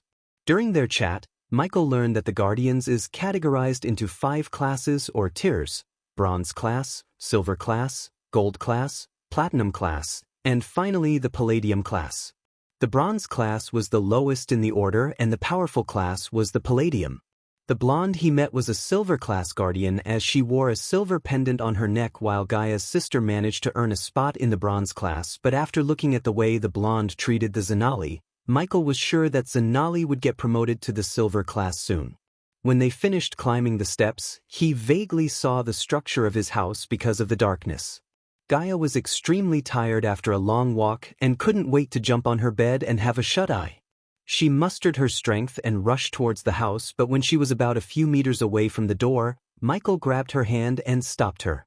"Don't make a sound, come with me." Although she couldn't see his face clearly, she could sense the seriousness in his tone. She walked with him without making any loud noise and arrived behind a huge tree. "Human, what is it?" "There are assassins waiting for me in the house." "What?" "I didn't see anyone." "How could you tell?" Gaia's heart skipped a beat and her body slightly trembled. She was no longer a powerful cultivator and now she had to depend on ghosts to survive. "I can sense them. There are 6 powerful assassins inside the house to kill me." "Shit, what do we do?" "You can kill them using some of your weird spells, right?" Gaia believed that he could always perform some miracles and save the day, but she vaguely saw him shook his head. "It's not that simple," he said and opened up the system. System, status window, host, Michael cultivation level, body refining stage, level 5 experience points, 65,000/300000 badass points, 18,000 skills and spells. Wind Blast LVL2 Responsive Shield, LVL3 Environment Scanning, LVL1 Ignitia, LVL1 Lightning Dash, LVL1 Energy Devour, LVL1 Occupation. Disciple of Sunrise Sect Status, Healthy Goals. Control the World Utility Function. Banker LVL2, Ratio, 1,000 gold coins, 5 badass points, Special Trait, 5-star Alchemist Subordinates. Gaia, Loyalty Level 42%, Base of Operation. Sunrise Sect, System. If I upgrade the environment scanning to the next level, can I sense the cultivation level of the assassins inside? Yes, the upgrade cost will be 9,000 badass points. Jane, you bitch. You will pay for every single badass point you're going to cost me. System, upgrade the scanner to the next level. I want to know the power level of those who are waiting to kill me. It didn't take long to figure out who sent assassins to kill him. Until now, he only made 2 enemies, Selena and Jane. If Selena wanted him dead, she had the power to kill him herself, and there was no need to send assassins after him, which left him with only one culprit, Jane. He gritted his teeth and endured the acute pain in his mind. After environment scanning reached level 2, he was able to sense the cultivation level of the assassins inside without laying eyes on them. However, when he sensed their cultivation level, dark lines appeared on his forehead. 6 level 10 body strengthening stage. System, can level 4 responsive shield withstand the attacks of the assassins? No, the level 4 responsive shield can only withstand the attacks of anyone on or under the body strengthening stage level 8. Level 5 responsive shield can withstand the attacks of the cultivators from the body strengthening stage level 10. Let me guess, I don't have enough points. Yes. This situation made him realize one of his biggest weaknesses, but at the moment, he had no time to be angry at himself. He then took a deep breath and calmed himself. Just after a few seconds of picking his brain, a small grin appeared on his face. Alchemy, my darling. System, I want to buy a potion. Oh? The system sounded curious for a moment. How much is the Devil's Breath potion in your store? 5,000 points. How much are Bugbear Tooth, King's Basil, Silver Bay Leaf, Serpent Barbs? 2,000 points, but the system recommends the host to buy the potion. There was a hint of tension in the system's voice, but Michael's grin grew wide. No thanks, just give me the ingredients I asked. Does the host really wish to buy the herbs and not the potion? You bloody system, are you trying to swindle me? I know what you're up to. You wanted to make me buy the potion and an antidote separately so you could take all my badass points away. It's not going to happen. Just give me the damn ingredients I asked. I can brew the antidote and the potion myself. The Devil's Breath potion from the system can weaken the enemies for 5 minutes, whereas the potion brewed by the host will only weaken the enemies for 2 minutes. The Devil's Breath will weaken any body strengthening stage cultivators by 5 levels. System. That means those assassins will become level 5 body strengthening stage cultivators for 2 whole minutes after breathing the potion. 2 minutes is more than enough for me to kill them. Human, what's the plan? Should I scream and wake up the entire sect? When Michael finished his purchase and closed the system, he heard Gaia's idea. I have a plan that not involves you screaming. What is it? She leaned forward and asked. Devil's Breathe. He conjured flame on his hand to brew the Devil's Breath using the ingredients he bought from the system. I never heard of such a potion. What's it do? She curiously peeked at the flame in the house from hiding behind the tree. Michael was cautious not to alert the waiting assassins and stood behind the tree to hide the light coming from the flame. Gaia waited curiously for another 5 minutes and saw him pour a dark red ooze into a glass vial and a silvery liquid into another vial before he put away the flame. How do you feel about using the Mark III? He pulled his sleeves up and showed her the grappling hook. Even though the sky was dark, she could vaguely see the silver linings on the device around his wrist. You want me to use this? Heck yeah. Finally. Shoo. In her excitement, she almost shouted. Does the host wish to give the Mark III grappling hook to the subordinate Gaia? Yes, only for a moment. He then removed the grappling hook from his wrist and put it on Gaia's wrist. Just aim at. I know how to use it, human. I saw you do it, she said confidently. All right, reach the top of the house and pour the potion down through the roof without alerting the assassins. They have to breathe the potion for a few seconds for the potion to work. What if it stinks and they run away before breathing it in? The potion is odorless and the darkness will conceal the color of the potion. Wonderful, let's go and kill those fuckers. And Gaia, he stopped her. After pouring down the potion, barricade the back door. We don't want our guests to escape, do we? Of course, we don't. Leave that to me. Gaia nodded excitedly and sneaked her way around the house to reach the rooftop using the Mark III grappling hook. He waited for her to reach the rooftop, and just as she said, she used the grappling hook perfectly and landed on the rooftop without making a loud noise. Michael then walked towards the door, and before he entered the house, he drank the antidote so the Devil's Breath wouldn't weaken him. After a few seconds, he sensed the assassin's cultivation power slowly declining. The devil's breathe is working. Time to greet to unwanted guests. Creak. The door made a creaking sound when he opened it. He didn't forget to lock the door after entering his house. Then he took a few steps forward and retrieved his seal knife from the system storage. Guys, you can come out from hiding. 6 body strengthening level 10 assassins to kill me. I'm honored. When the moment he sensed everyone became level 5 body strengthening stage cultivators, he started to count down in his mind. There are 2 of you under my bed, 1 behind the sofa, 1 on the kitchen, and 2 of you are hiding behind the curtain. After a few seconds, he saw 6 figures appearing before him one by one. How did you know? It doesn't matter. What matter is you were dumb enough to mess with you shouldn't have, and now, you're going to lose your life. One of the assassins opened their mouth and spoke. Even though Michael couldn't clearly see their faces, he could vaguely notice their costumes resemble the ninja costumes back on Earth. But thinking that he's about to kill the assassins in ninja costume, he laughed. His laughter confused the assassins. Check your cultivation level. You're no longer at level 10. When he stopped laughing, his face turned serious and cold. The assassins were initially for a second. They thought he was mumbling in fear, but when they checked their cultivation level, their eyes went wide and their legs trembled in terror. And do you know what that means? His grip on the knife tightened and the killing intent in his pitch-black eyes risen.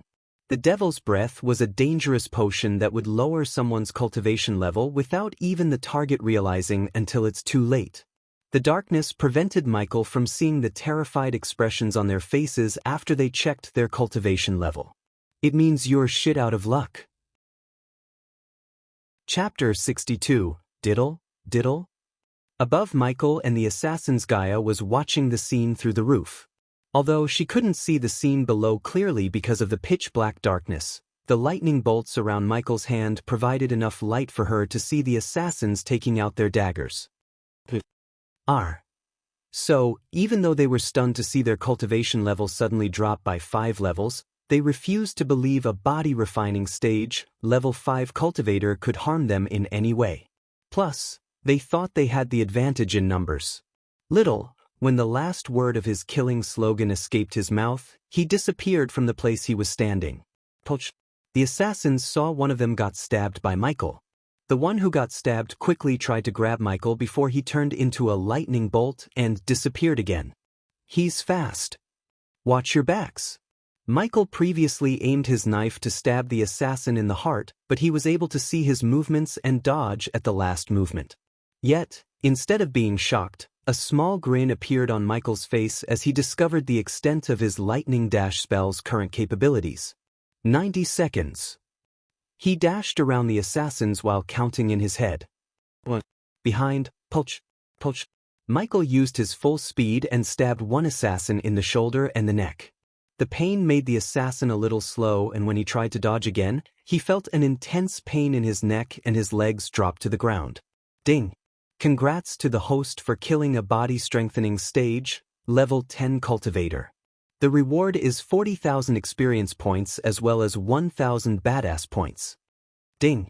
The host has successfully killed a powerful cultivator above his level for the first time.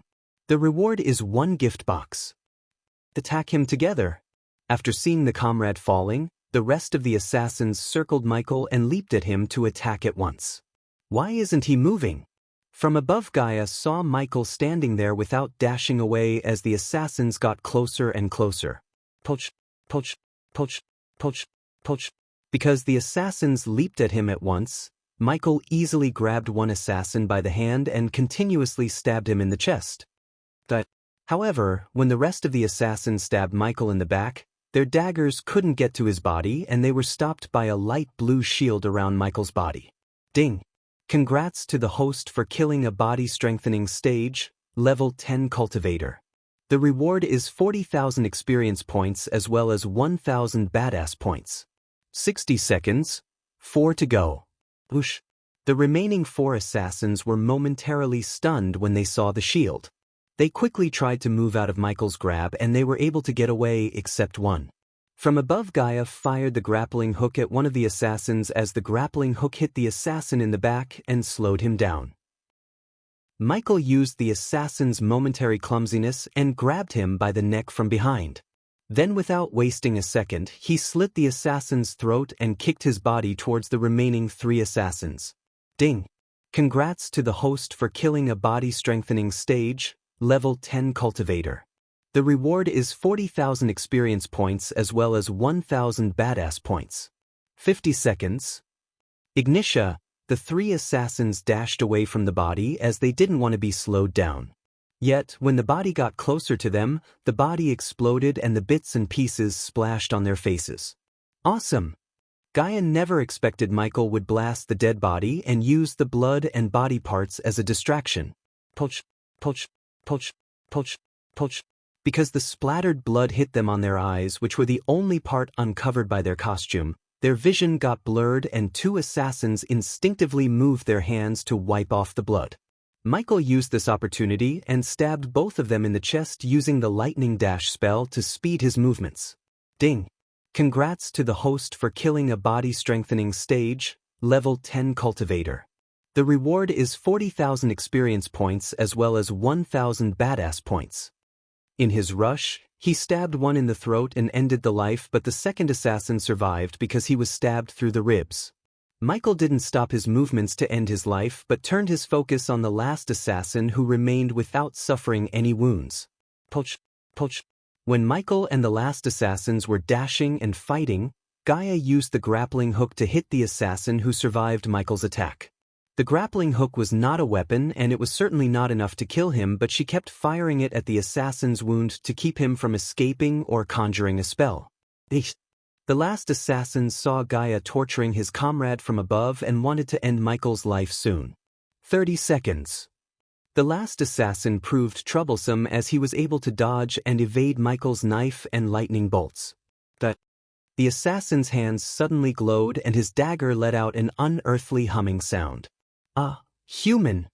Gaia shouted, seeing Michael's body sent flying by the last assassin. Michael's body hit the nearby wall and dropped to the ground. The assassin wasted no time and dashed at him to finish him off quickly. Cough, cough. The assassin saw him struggling to get up and coughing. He thrust his dagger straight between Michael's eyes. Pulch! Just when his dagger was about to touch Michael's skin, he coughed up blood and experienced a sharp pain in his chest. He slowly looked down at his chest to see Michael's dagger sticking out of his chest. Pulch, pulch, pulch.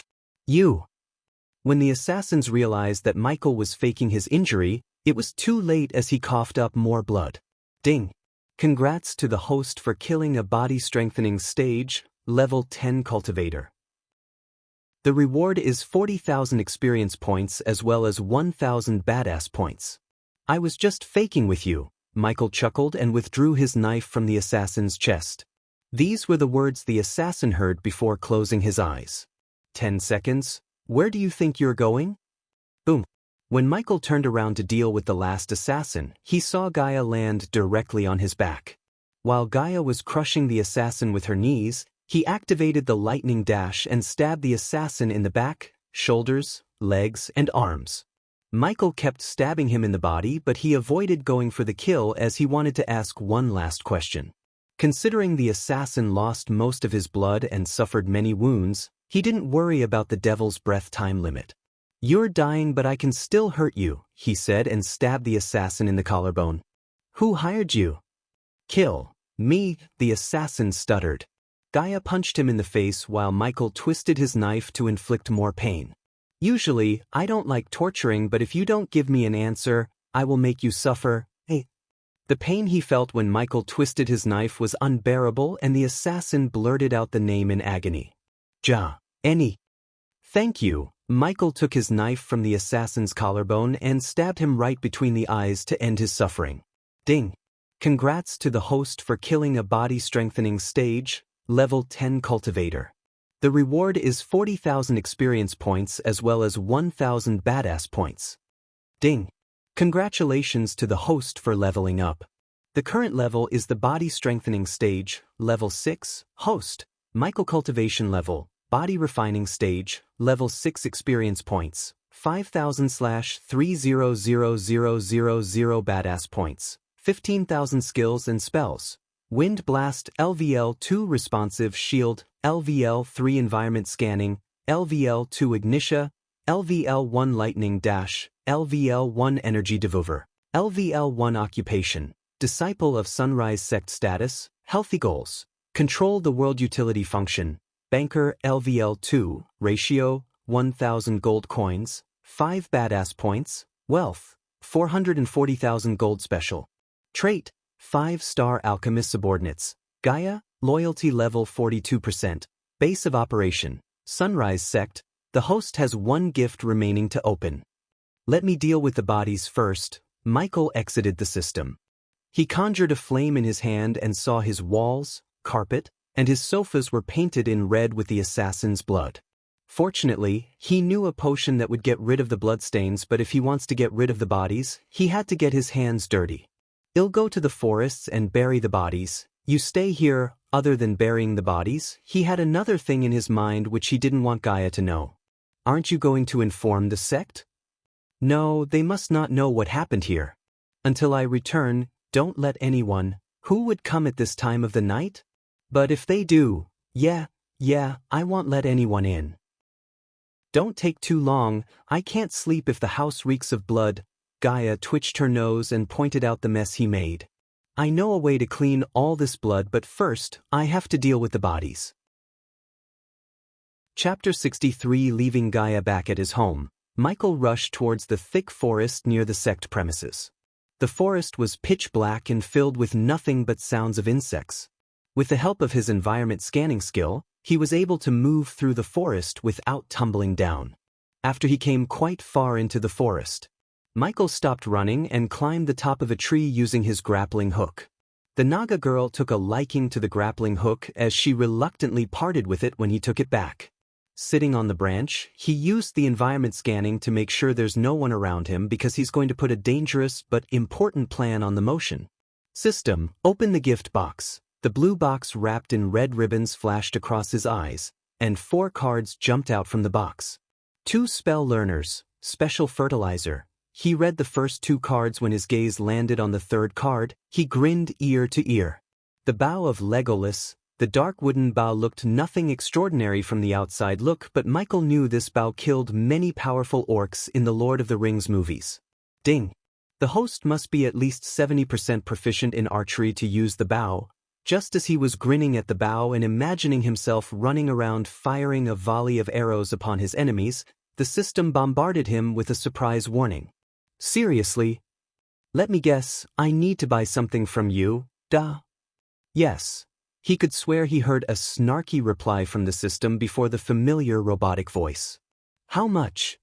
The system recommends the host to buy the archery pack, which contains special types of arrows and Book of Archery. By using the Book of Archery, the host will become 80% proficient in all long-ranged weapons. It does sound cool, but give me the price first. 24,999 badass points only. The fuck? Why don't you round up to 25k? You sound more and more like the TV ads. System, first of all, Michael knew he has not enough points to buy the archery pack, and second, even if he does, he wouldn't buy the pack at the moment because he needed the badass points to accomplish more significant tasks. Putting the bow in his storage, he stared at the 4th and final item he got from the gift box. The card had 2 swords on the surface as he began to read the description. The host will be able to dual-wield swords and gain 70% proficiency in sword mastery. He breathed out as his face brimmed with a smile, for he was filled with glee. I always wanted to fight using swords. It seems I got my wish. Hey system, does this skill come with swords? No, the host have to buy the swords separately. Alright, my plan does require a new set of skills. System, list all the swords I can buy between 5000 to 8000 badass points. He waited for a few seconds and the system showed him nothing, not a single sword. The system recommends the host not to be stingy with the badass points. Stingy. Do you know how hard it is to earn XP and badass points without pissing off powerful people?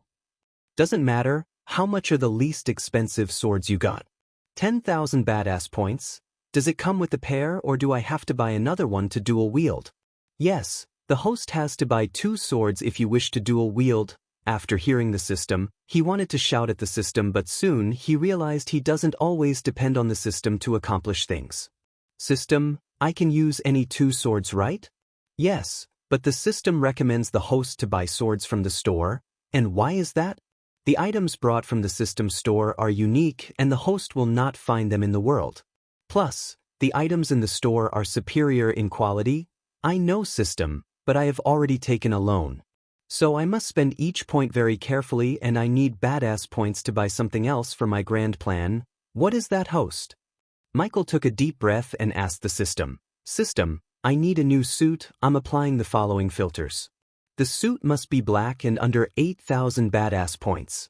Does the host wish the suit to have a special ability? Special ability suits cost more.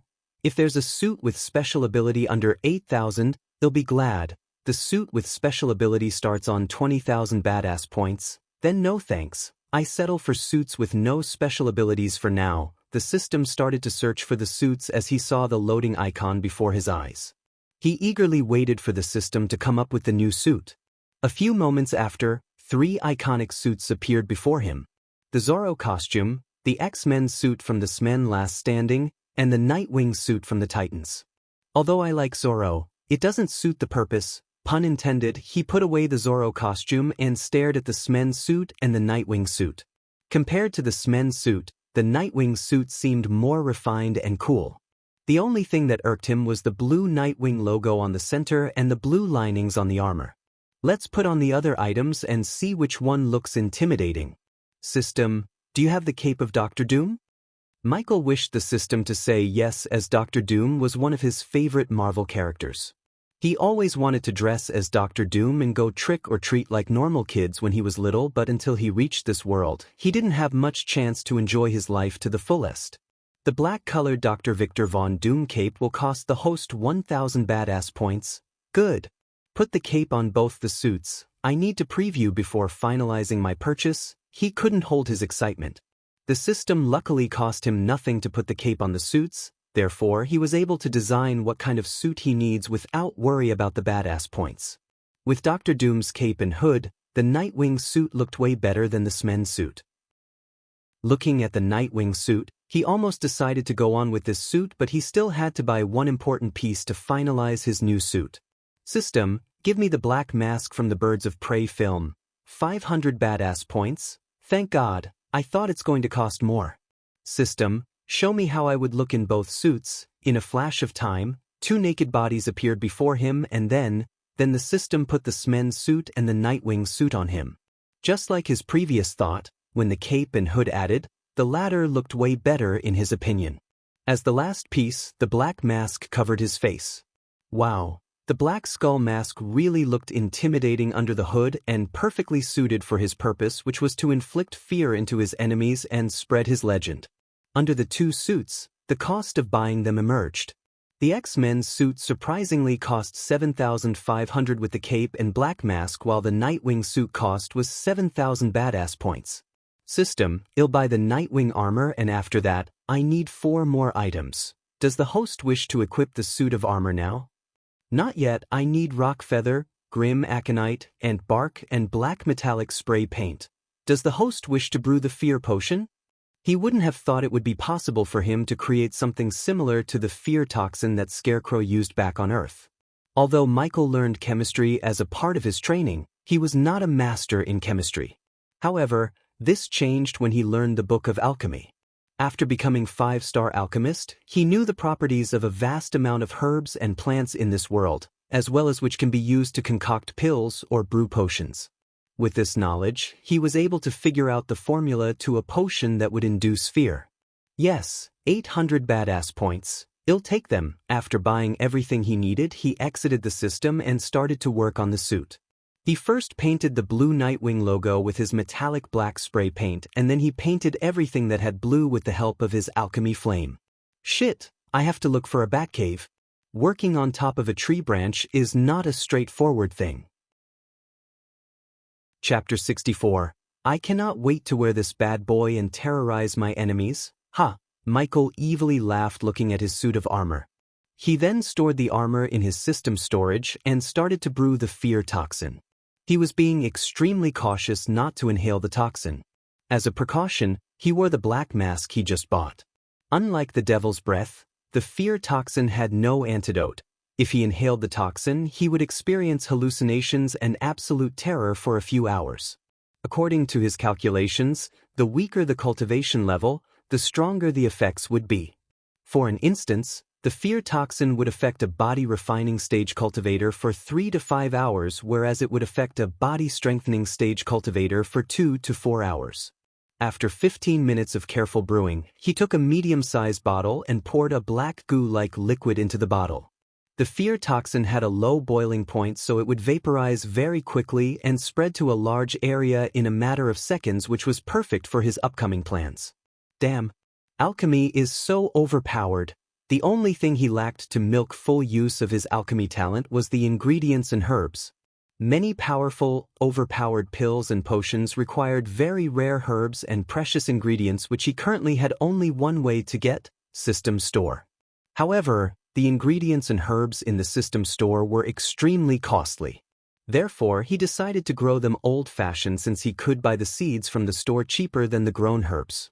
As for the items such as wyvern claws, dragon scales, and items he can't grow like herbs, he planned to buy them using gold coins in auction houses.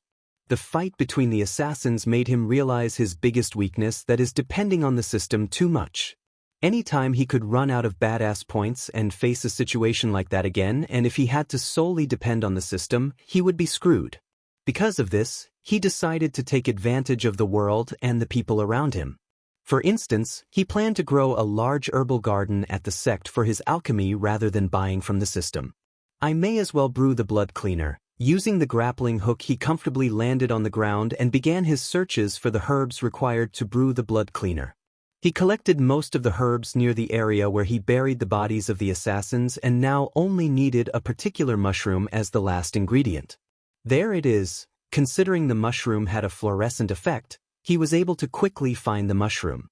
He carefully plucked a couple of glowing green mushrooms and put them into his system storage. At the moment, Gaia noticed a shadow outside through the window. In the darkness, she couldn't make out the face but barely saw the figure with the help of the half-moon. Bastard didn't even give me his knife, she cursed Michael and picked up the vase to defend her. Hey, it's me, open the door. Only now hearing Michael's voice, she heaved a sigh of relief. What's the code? There's no code, you damn snake, she chuckled inside and continued to mess with him. You have only 2 tries remaining, what's the code? Gaia is a buy. Before he could finish his words, she slammed open the door with a furious expression on her face. What did you call me? I was going to say Gaia is a big girl, what did you think? He pushed her away and entered the house. You fucking liar. You were going to say Gaia is a bitch, weren't you? Your words, not mine. Ignoring her scowl, he took out the blood cleaner, which was a milky white potion, and poured it in the bloodstains. What is that smell? Gaia twitched her nose and sniffed the air. What smell? He kept pouring the potion as the bloodstains began to disappear. I don't know, it smells like paint and metally. Michael's hands stopped pouring the potion when he heard her and looked at her coming towards him, sniffing the air. It's coming from you but not from this potion. She walked closer to him and took his hand. Hey, what are you doing? She sniffed his hands and nodded. Yes, it's definitely coming from you. Michael never expected a snake like her to have a sense of smell like a dog. Even though he washed away the paint stains on his hands and could no longer smell the pain, he realized she could still smell the metallic paint. Of course it's coming from me. Do you think potions magically appear? One of the herbs I used to brew the blood cleaner smells like paint. That what you're smelling? Well, make it go away. It stinks. She put his hand back and loafed into the sofa since the blood on it now disappeared. Do you smell everything that stinks? She threw a piece of broken wood at him instead of answering as he chuckled a little. When he finished pouring all the blood cleaner, he heard hissing and snoring and turned to see Gaia fell asleep on the sofa. Looking at her curled figure, he went to his room and brought her bedsheets. I should plant the seeds before they come in the morning. He left the house after covering Gaia with the bedsheet. He expected small gestures like these would help him increase her loyalty to him, and then he could finally cure her and get a powerful subordinate. The herbal garden of the Sunrise sect was previously cleaned off by him and now had nothing but grass and weed. For now, this small garden would do, but in the future, I'm going to create the largest herbal garden in Bredia. The herbal garden before him was only 200 square feet in size and had no protection around it. Not that someone would rob a small garden in a declined sect. Taking out the seed pack and the compost he bought from the system, he started to get his hands dirty. Maintaining his garden would be Ricky and Daniel's job, but for now, he chose to do it. After he finished preparing the soil, he remembered about the special fertilizer he got from the system's gift box. The fertilizer was a green powder packed inside a paper bag. System, tell me about this. The special fertilizer will permanently increase the land's fertility and growth speed of the herbs. According to the system's calculation, the seeds would take 2 days to grow in this garden and the fertilizer would make them grow in a day. Then, it's a good thing I ordered Ricky and Daniel to buy the herbs from Sarton. It's bad for business to send back the customers on its very second day. After he met Gaia's sister and the blonde at the restaurant, he left a note and a pouch of coins for Ricky and Daniel. On the note, he ordered them to go to Sarton and buy everything he listed as he needed the items to concoct pills and brew potions. The items were enough to keep the shop open for 2 days, and after that, the herbs in the garden would be ready to be plucked and used to make the potions and pills. Soon after, he left the herbal garden and made his way back to his house. Today was a very fruitful day. He broke through to the next level by killing the assassins. He finally bought the suit of armor for his plan, brewed the fear toxin, and planted the seeds to cut the purchasing cost of herbs. One last thing he had to do before putting his suit of armor was to get the list of all the criminals in the kingdom. If his plan to go as smoothly as he planned, he must kill some criminals and introduce his second persona to Bredia. And when everyone starts to fear and worship his second persona, he would finally end the life of the one who sent the assassins to kill him, Jane Totonk. Since I come to this world, I killed many, but Jane, you're the first person I'm going to assassinate. Chapter 65. The very next morning, the sound of carriages and chattering of people interrupted Jack's peaceful cultivation. He had no idea where this noise was coming from. On the busiest day of his sect, there would be only 1 or 2 carriages, and even those belonging to the debt collectors. Yet now he heard continuous commotion and noise of carriages. He could no longer concentrate on cultivation. He opened his eyes and walked outside to check what's happening. What the hell? When he stepped out of his tiny room, he was welcomed by the sight of a huge number of people walking towards their sect. Particularly, they head directly towards the place where Ghost was staying. Who are all these people and why are they coming here? Brother Jack, do you know what's going on? Some of his juniors also woke up by the commotions and they came asking Jack. I don't know, but I should go and inform the elders. Meanwhile, countless noblemen of Bradford and Sarton were all rallying into their mountain range after hearing about the 80% pure pills and potions. Some people from the influential factions had come too. As time passed, more and more people came. Soon, people filled the whole area. Some people even wanted to buy places earlier in line in front of Michael's home, but no one was willing to sell their place. What's going on? Why on earth are there so many powerful and influential people here? Raylene woke up early to make breakfast for the children and clean the sect building, and when she saw the crowd this early in the morning, she was surprised. Inside Michael's house, Gaia's eyelids twitched, and the commotion outside disturbed her slumber. Soon, she heard soft knocks on the door as she finally opened her eyes. I swear to God, if that little shit Jack. Just as she was about to finish her curse, she remembered about the store and realized the people had come before even the morning sun. Throwing aside her bedsheet and tying her hair into a ponytail, she went to open the door. The moment she opened the door, she was stunned by the crowd that greeted her. For a second, she stared at the sea of people before her speechlessly before talking. The sun hasn't even risen yet, people. Wait a few hours, Alchemist Ghost will be here with you soon, Gaia shouted out loudly. Miss Elia, I came here first, so I'll be the first person to order. I have come for the energy boosters. I want healing pills. My grandpa is dying. I want 5 revitalizing pills. Their shouts almost broke her eardrums as she shouted again. Fine, stand in line. If anyone tries to cut in line, we won't open the shop. Do not worry, we will behave ourselves. If anyone dares to cut in line, I will kill him. Yes, kill him.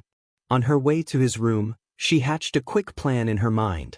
After seeing the crowd of customers at their doorsteps on the very second day, she wanted to put her fingers in the pie. Does asking 50% on the profit is too much? Asking this question, she kicked open Michael's room door to see him peacefully sleeping on the bed. She was surprised to see him sleeping rather than cultivating because only mortals had to sleep to refresh their minds and bodies. She wouldn't have slept if she was still a cultivator, as a few hours of meditations and cultivation would make her feel rested.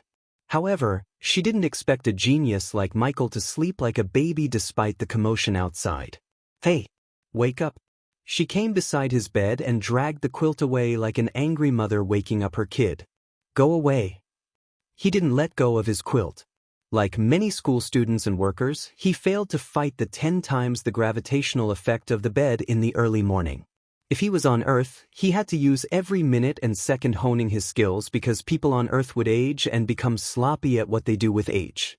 However, he was not on the Earth anymore. He was in a world where he could use the system to become an immortal. Therefore, he wanted to enjoy little things such as morning sleep more. He didn't plan to go from place to place often, piss off powerful people and fight all the time. He intended to enjoy this life to the fullest and experience every earthly pleasure he could. However, his earthly pleasure was being currently interrupted by this princess. Don't make me pour water down on you, ghost, because I will do it. Give me a kiss and I will wake up. He reached out his hands as his eyes were still shut. Sure thing, come closer. Instead of being angry, she sounded sweet and moved closer. He could feel the hot breath coming from her and a tint of jasmine. Although he knew she's not going to kiss him, he curiously moved closer and closer to see what she's planning. Ah, his curiosity soon answered as she took a bite out of his left ear. That's what you get for a kiss, you damn bastard. Now wake the fuck up, ghost, we have rich goats to milk. Finally, the thought of getting richer made him jump out of his bed. Master Ghost. As Michael and Gaia were standing in the room, Daniel and Ricky came running, but when they saw Gaia, both of them halted their steps. Oh, forgive us, Master Ghost. Ricky blushed and bowed, asking forgiveness as he thought Gaia and Michael were busy on the bed. Why the fuck are you blushing? Gaia shouted at Ricky, and when he opened his mouth, she yelled again, No, I don't even want to know. If I did, I would beat the shit out of you.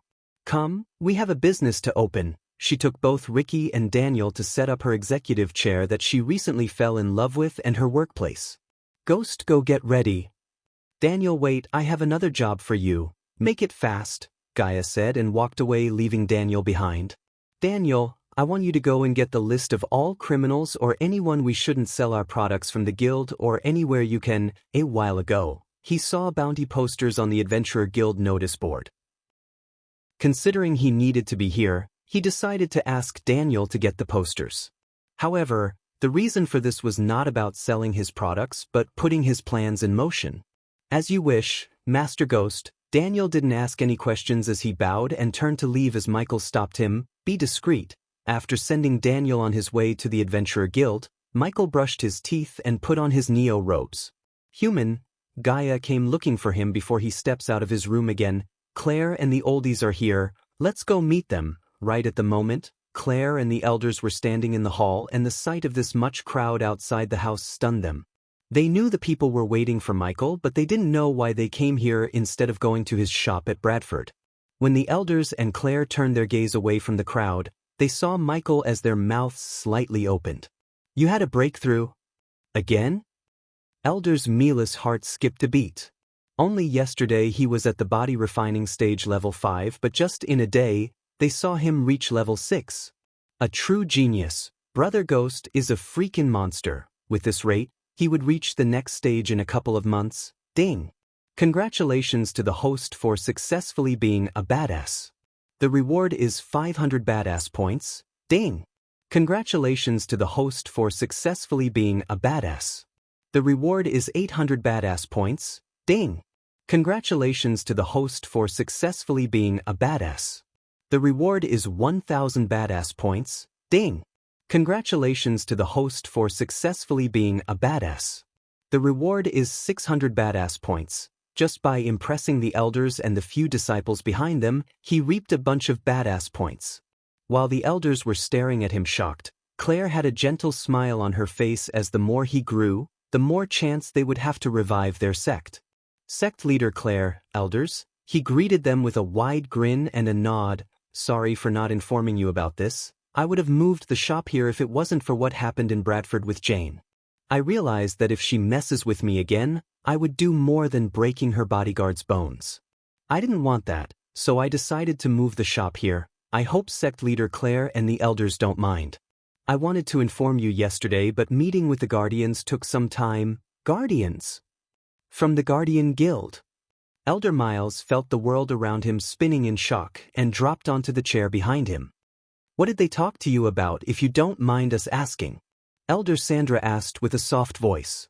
They asked me to become their trainee, but I rejected them. You did what? Oh my God, I'm going to die. Elder Miles screamed again and fainted on the spot as the other elders also looked quite startled. Claire heaved a sigh of relief inside. If he left the sect to join the Guardian Guild, how could she revive her sect? Ghost, tell us everything that happened, Elder Mark asked, and the elders sat down on the sofa. Of course, elders. Just give me a moment. He grinned widely because he realized that if he concocted pills and brew potions while talking to them, he would look more badass and accumulate the much-needed badass points, not to mention the gold coins. Ilya, start taking the orders. We are opening. Chapter 66, Show Off. Gaia mumbled under her breath and opened the doors to the customers waiting outside. What are you doing? Elder Sandra frowned. After taking the pills he gave her, Elder Sandra's complexion looked better and she seemed healthier than before. Multitasking, Elder Sandra. These people are waiting for me from early morning and you're here for an explanation. I can't make either of you wait any longer, Michael calmly explained and conjured the flame on one hand while sitting on the sofa to concoct the pills. It's dangerous not to solely concentrate on what you're doing, Ghost. The elders were genuinely concerned because if he made a mistake, not only him but they would also get burned by his mistake. Trust me, this is a walk in the park for me. Now where was I? Rejecting the Guardians, Elder Mark said as Michael started to tell everything that happened in the restaurant except the fact Gaia's sister is a Guardian. Look, he's concocting pills while talking to the elders. I've never seen an alchemist concoct pills so casually. Yeah, I heard even the Alchemy King wouldn't let anyone inside his work hall as concentration is crucial in making pills and brewing potions. Are you saying that Ghost is better than the Alchemy King? He might be because Alchemy King Gabriel is 50 years old, but look at him, he's not even 25. Imagine where he would be in another 25 years. Just like Michael planned, the people were stunned by him multitasking and murmured among themselves. Ding! Congratulations to the host for successfully being a badass. The reward is 700 badass points. Ding! Congratulations to the host for successfully being a badass. The reward is 500 badass points. Ding! Congratulations to the host for successfully being a badass. The reward is 900 badass points. Ding! Congratulations to the host for successfully being a badass. The reward is 800 badass points. Inside the house, Michael heard the continuous ringing of the system notification. His heart jumped in joy looking at the badass points increasing. Eventually, Michael finished telling the elders what happened with the two Guardians. The elders and Claire let out a deep breath. Because they were immersed in Michael's story, they failed to notice the money he just made, but Jack was more interested in the money than Michael's story. He slowly walked to Gaia's counter and looked at the pay cubes over her shoulder. At the next customer came to Gaia's counter and placed his order. Miss, I'd like to order 2 revitalizing pills, 2 arch energy boosters, and 3 healing potions, 81,000 gold. What do you think you're doing? Gaia turned back to see Jack's eyes sparkling at the amount of gold she just took from the pay cube. Can I touch it? Jack had never seen a pile of gold coins before, and in front of him, a huge pile of gold coins lighting the room with their shine. No, you can't touch it, you little shit. Go away. Gaia shushed him away from the stack of gold coins. Michael noticed this scene but didn't say anything. After being shushed away by Gaia, Jack went to Ricky, who was busy taking the pills and potions from Michael's hands and delivering them to the customers. "Do you need any help?" Jack asked Ricky. "No, my lord. I'm doing just fine. I'm not a lord, I'm just like you, a commoner. I'm Jack Royben, what is your name?" Jack reached his hand out as Ricky reluctantly shook his hand because lord or not a lord, Jack was a cultivator at the foundation stage level 4 while he was just at the arch sensing level 3. Ricky Mervan. "So Ricky, how much are you earning working for Brother Ghost?" Ricky was surprised by Jack's sudden blunt question, but he sighed inside and answered, 120 gold, Jack. Per year? Per month? Oh? What? Jack's body shook for a second hearing Ricky. He was barely able to send 10 or 20 gold coins once a year to his home, but Ricky was earning way more than he ever could. What disturbed him more was Ricky was just a mortal while he was considered a cultivator. "I wasted my life cultivating, oh God." Jack mumbled continuously and went to join Elder Miles on the sofa. "Alright people, we are closing the shop for today. We'll open again in 2 days and we will have more varieties of pills and potions. Spread the news. If I see anyone knocking on my door tomorrow, I won't be responsible for killing the one who knocks. Oh come on, we didn't get to order anything, this is unfair. I need healing potions to save my grandma. If you love your grandma so much, come before anyone else." Gaia yelled at the person who tried to use his dead grandma to buy pills. The ones who got to buy pills and potions left the mountains with a wide grin while the people who didn't get the chance walked away with gloomy faces. After she shut the doors, Gaia started to count the gold coins under the shocked gazes of the elders and Claire. Jack still tried to touch the pile of gold as Elder Mark swallowed a mouth full of saliva looking at the scene. "Warning! Warning!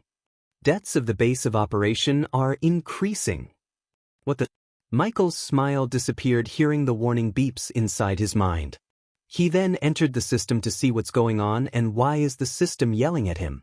Host, Michael cultivation level, body refining stage, level 6 experience points, 5,000/3000000 badass points, 16,000 skills and spells. Wind Blast LVL2 responsive shield, LVL3 environment scanning, LVL2 ignition, LVL1 lightning dash, LVL1 energy devour, LVL1 occupation, disciple of sunrise sect status. Healthy goals, control the world utility function, banker LVL2, ratio, 1,000 gold coins, 5 badass points, wealth, 440,000 gold special trait, 5-star alchemist subordinates, Gaia, loyalty level 47%. Base of operation, sunrise sect. Seriously, you're giving me warnings about base of operations and showing me my stats. Open the base of operations, base of operation, the sunrise sect current leader, Claire Marigold level, 1 debt, 3,057,543 gold coins number of members, 34 status, declined legend, 20/1000, crappy old sect where a 5-star alchemist resides. What the fuck is that debt amount?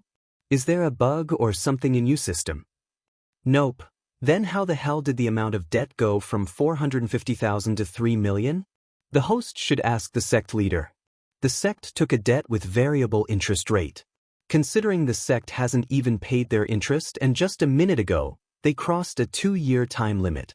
Hence, the system calculated the total debt amount and showed it to the host. Variable interest rate? 2-year time limit?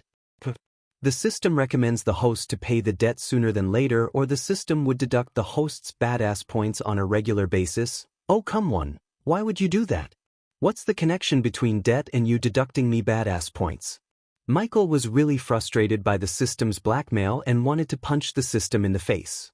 He was planning to buy new swords and renovate his house using the gold coins he earned through hard work, but now, he had to pay the debt as soon as possible. The answer is simpler than you think, host. You are not a badass if you are neck deep in debt. He really tried to calm himself by closing his eyes, but what the system said next almost made him lose his cool. Host, when are you planning to upgrade the system? The system's robotic voice sounded like it was messing with him. Let me first deal with the debt, jerk. He exited the system with a gloomy face and Gaia noticed the change on his face. But before she could ask what's wrong, Michael turned his gaze towards Claire. Sect leader Claire, I need to ask you something. His voice brought Claire front the days of looking at the shining pile of gold. What is it, Ghost? How much debt are we in? The question surprised the elders and Claire. His face didn't have his usual smile as he looked quite serious. Why are you asking that? It was quite an embarrassing subject for Claire to speak in front of the disciples and outsiders like Ricky and Elia. Suddenly someone knocked at the door and turned everyone's gaze at Michael's door. Because of that, Michael guessed the ones knocking on the door are the debt collectors. Can I have one peaceful day without someone trying to kill me or take my money? Michael sighed inside and prepared to give all his money because badass points are harder to earn than the gold coins and badass points were more valuable compared to gold coins. The fuck? Didn't I say we closed the shop? Prepare yourself to get wrecked, you asshole, outside the door. However, Gaia had zero ideas about the ones outside as she thought it's someone who came to buy pills or potions, ignoring her order. She clenched her fists and rushed angrily towards the door. Stop, Elia, it's not who think it is. Chapter 67. Before Gaia could mess with the newcomers, Michael waved his hand as the door opened. On the other side, he saw a group of men in fancy clothes standing and they entered his house following a plumpy middle-aged man. Looking at the man's big belly, a wicked smile, and bald head, Michael recognized this man as the loan shark of this world. Back on Earth, he met his fair share of loan sharks. They would lend out money to anyone without asking for any official documents like a bank, but after their client took the money, the loan sharks would dry them out by collecting the money with inhuman interest rate by any means necessary. Only a few had escaped the clutches of a loan shark after taking the loan. At first, the loan sharks would look like an angel, but soon, they would turn into a devil. Greetings, sect leader Claire and elders. You never told me you have a 5-star alchemist for a disciple.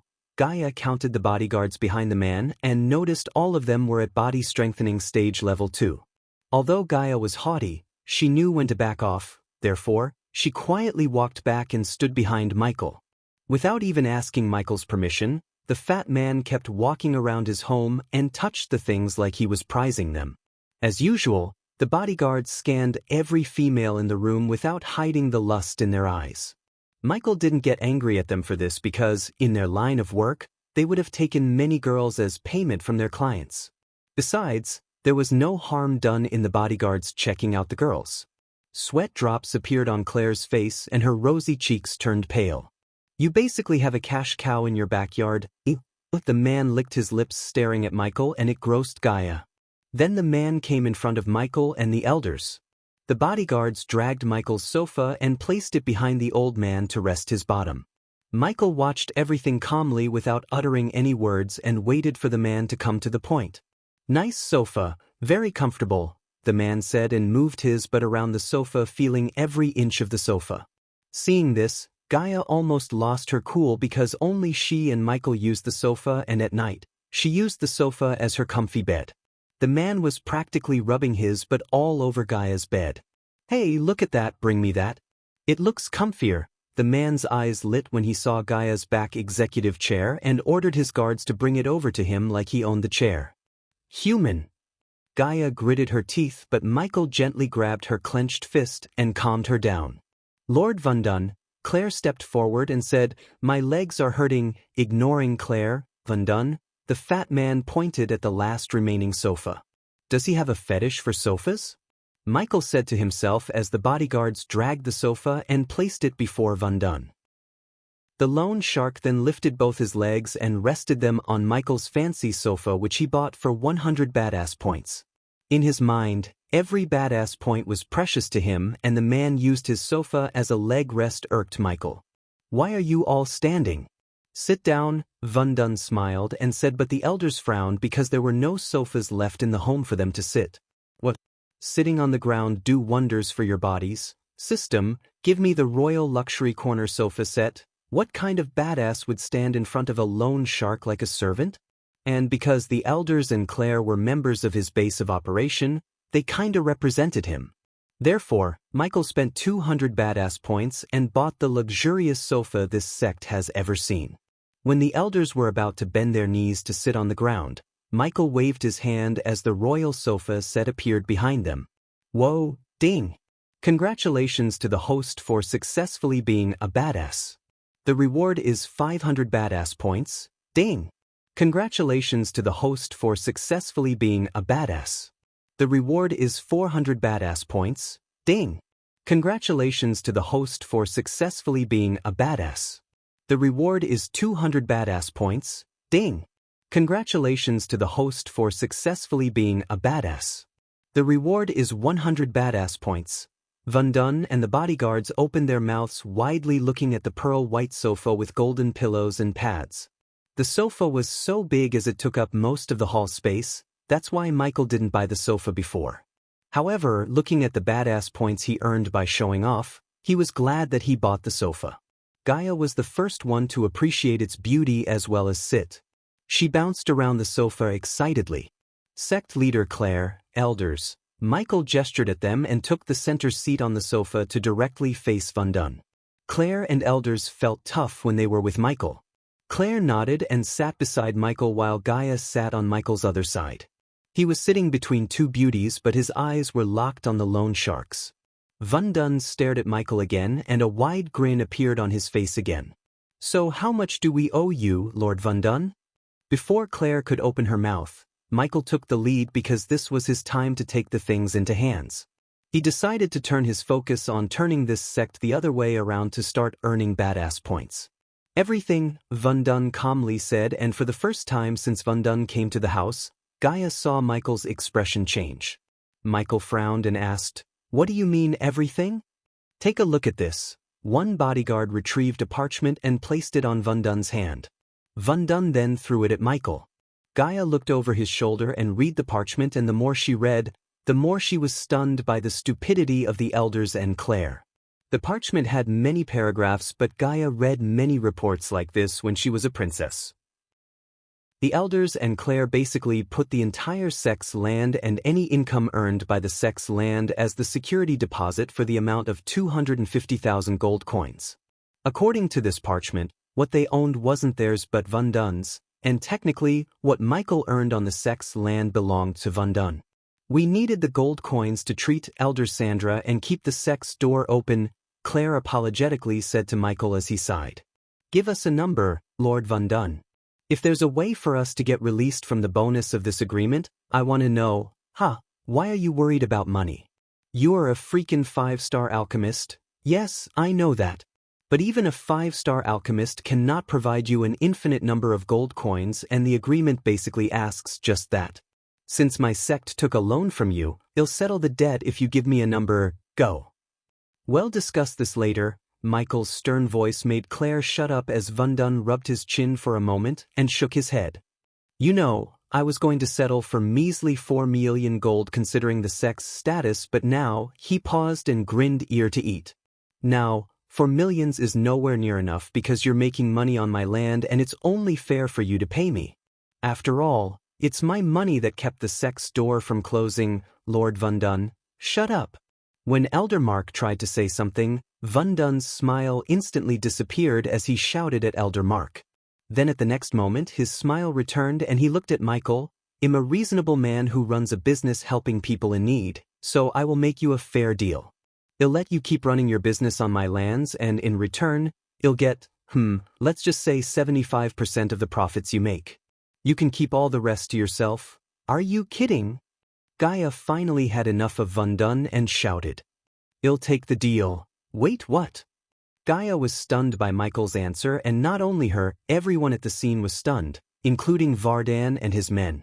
They didn't expect him to accept the deal so quickly. "Wonderful. This is the start of a mutually beneficial relationship. So how much did you earn today?" Van Dun had no idea what's going on inside of Michael's head right now, and neither did anyone. "Gaia." Michael turned his gaze at her as Gaia stared at him and Van Dun for a moment. But soon she realized Michael is probably planning something evil, so she decided to go along with it instead of questioning him. 600,000. "Well, I take your word for it, men. take only 450,000. And Ghost, I'm trusting you here, don't break my trust by doing something like reporting to the Baron or leaving the sect. Of course, I can't stop you from either of those, but accidents happen, you know. It was a plain threat masked by Vundun's fake smile. Yet, even after being threatened, Michael didn't lose his cool but smiled. Why would I do that, Lord Vundun? If I'm right, you must have researched about me before coming here, and I'm sure you know Baron's family and I are not best pals.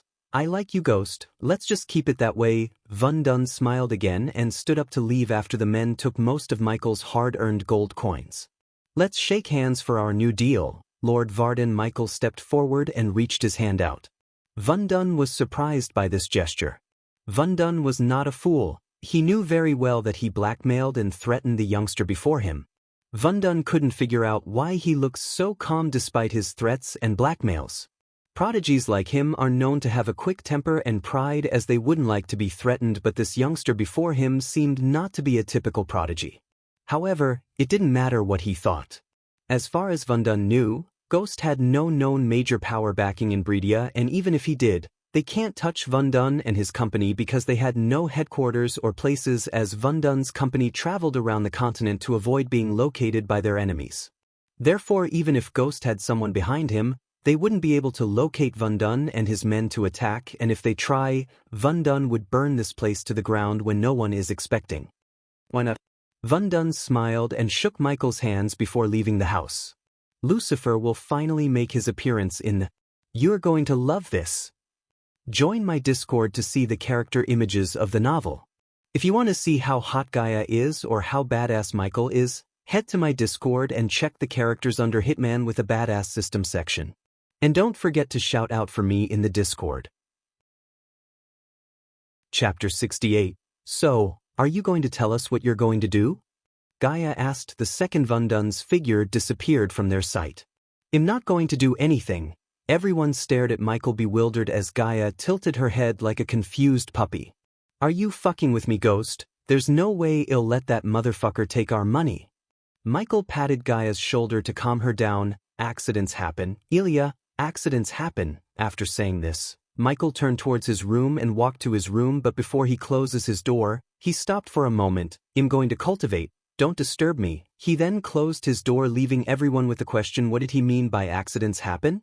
Host, Michael. Cultivation level, body refining stage, level 6 experience points, 5,000/3000000 badass points, 17500 skills and spells, Wind Blast, LVL2 responsive shield, LVL3 environment scanning, LVL2 ignitia, LVL1 lightning dash, LVL1 energy devour, LVL1 occupation, disciple of Sunrise sect status, healthy goals, control the world utility function, banker, LVL2, ratio, 1,000 gold coins, 5 badass points, wealth, 690,000 gold, special trait, 5-star alchemist subordinates, Gaia, loyalty level 47%.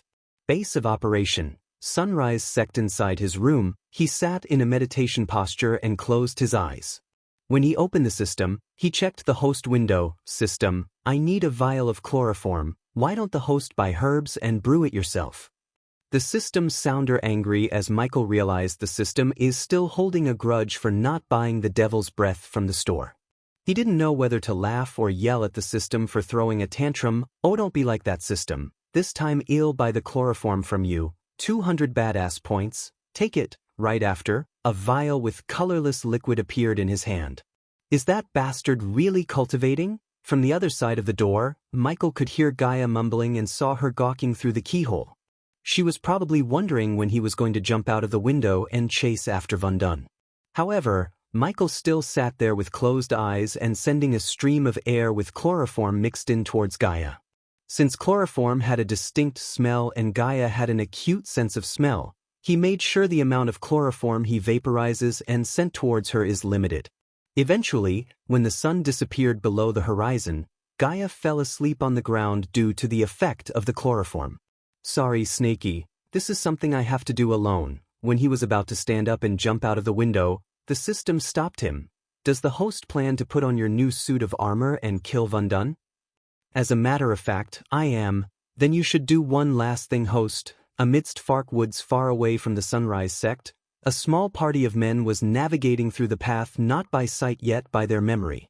Around them, the dark woods stand as noble black knights, fresh from the fields of legend. Although the sound of heavy downpour reverberated the forest, the thick canopy prevented the rain from bestowing its full wrath on the group. Despite the rain and the darkness, the group kept moving through the woods. Lord Vundun, do you really think that kid has no backing? Without major power behind him, how the hell did he reach the 5-star level? It was Vundun's group. They would always use the jungle and thick forest as their preferred route instead of roads. That way, no one could follow them and guess where they were going. Impositive that he has no major backing, Remus. My guess is he stumbled upon a heavenly treasure and used it to reach the 5-star level. There's no point in asking how he reaches that level. That's not our concern. As far as I'm concerned, he's our golden goose. We shouldn't kill it but patiently take its golden egg 1 by 1 inch. What if he runs away from the sect? Then we will kill the male disciples and sell the girls to the slave traders. Girls like Claire would fetch us a sizable sum of money. After we each take turns with them, the bodyguards and Vundun laughed evilly without knowing the danger upon them.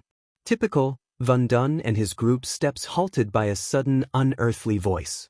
What? What is that? They immediately took a defensive stance and looked around. There was fear in their eyes because the voice was not of a human but it sounded supernatural and frightening. It's not dying, the creepy voice echoed through the forest again. Who the fuck is that? Come out, that scares vermin like you. They had no clue where the voice was coming from but they were sure it did not belong to a human and that's what scared them the most. But the moments before, it's up there. They noticed branches above them swaying and they all looked up branch to branch but the darkness of the forest prevented them from seeing clearly. However, they all could vaguely see a dark shadow jumping around from branch to branch like a big spider monkey. That scares the most. Get down, you fuck. Vundun yelled looking up.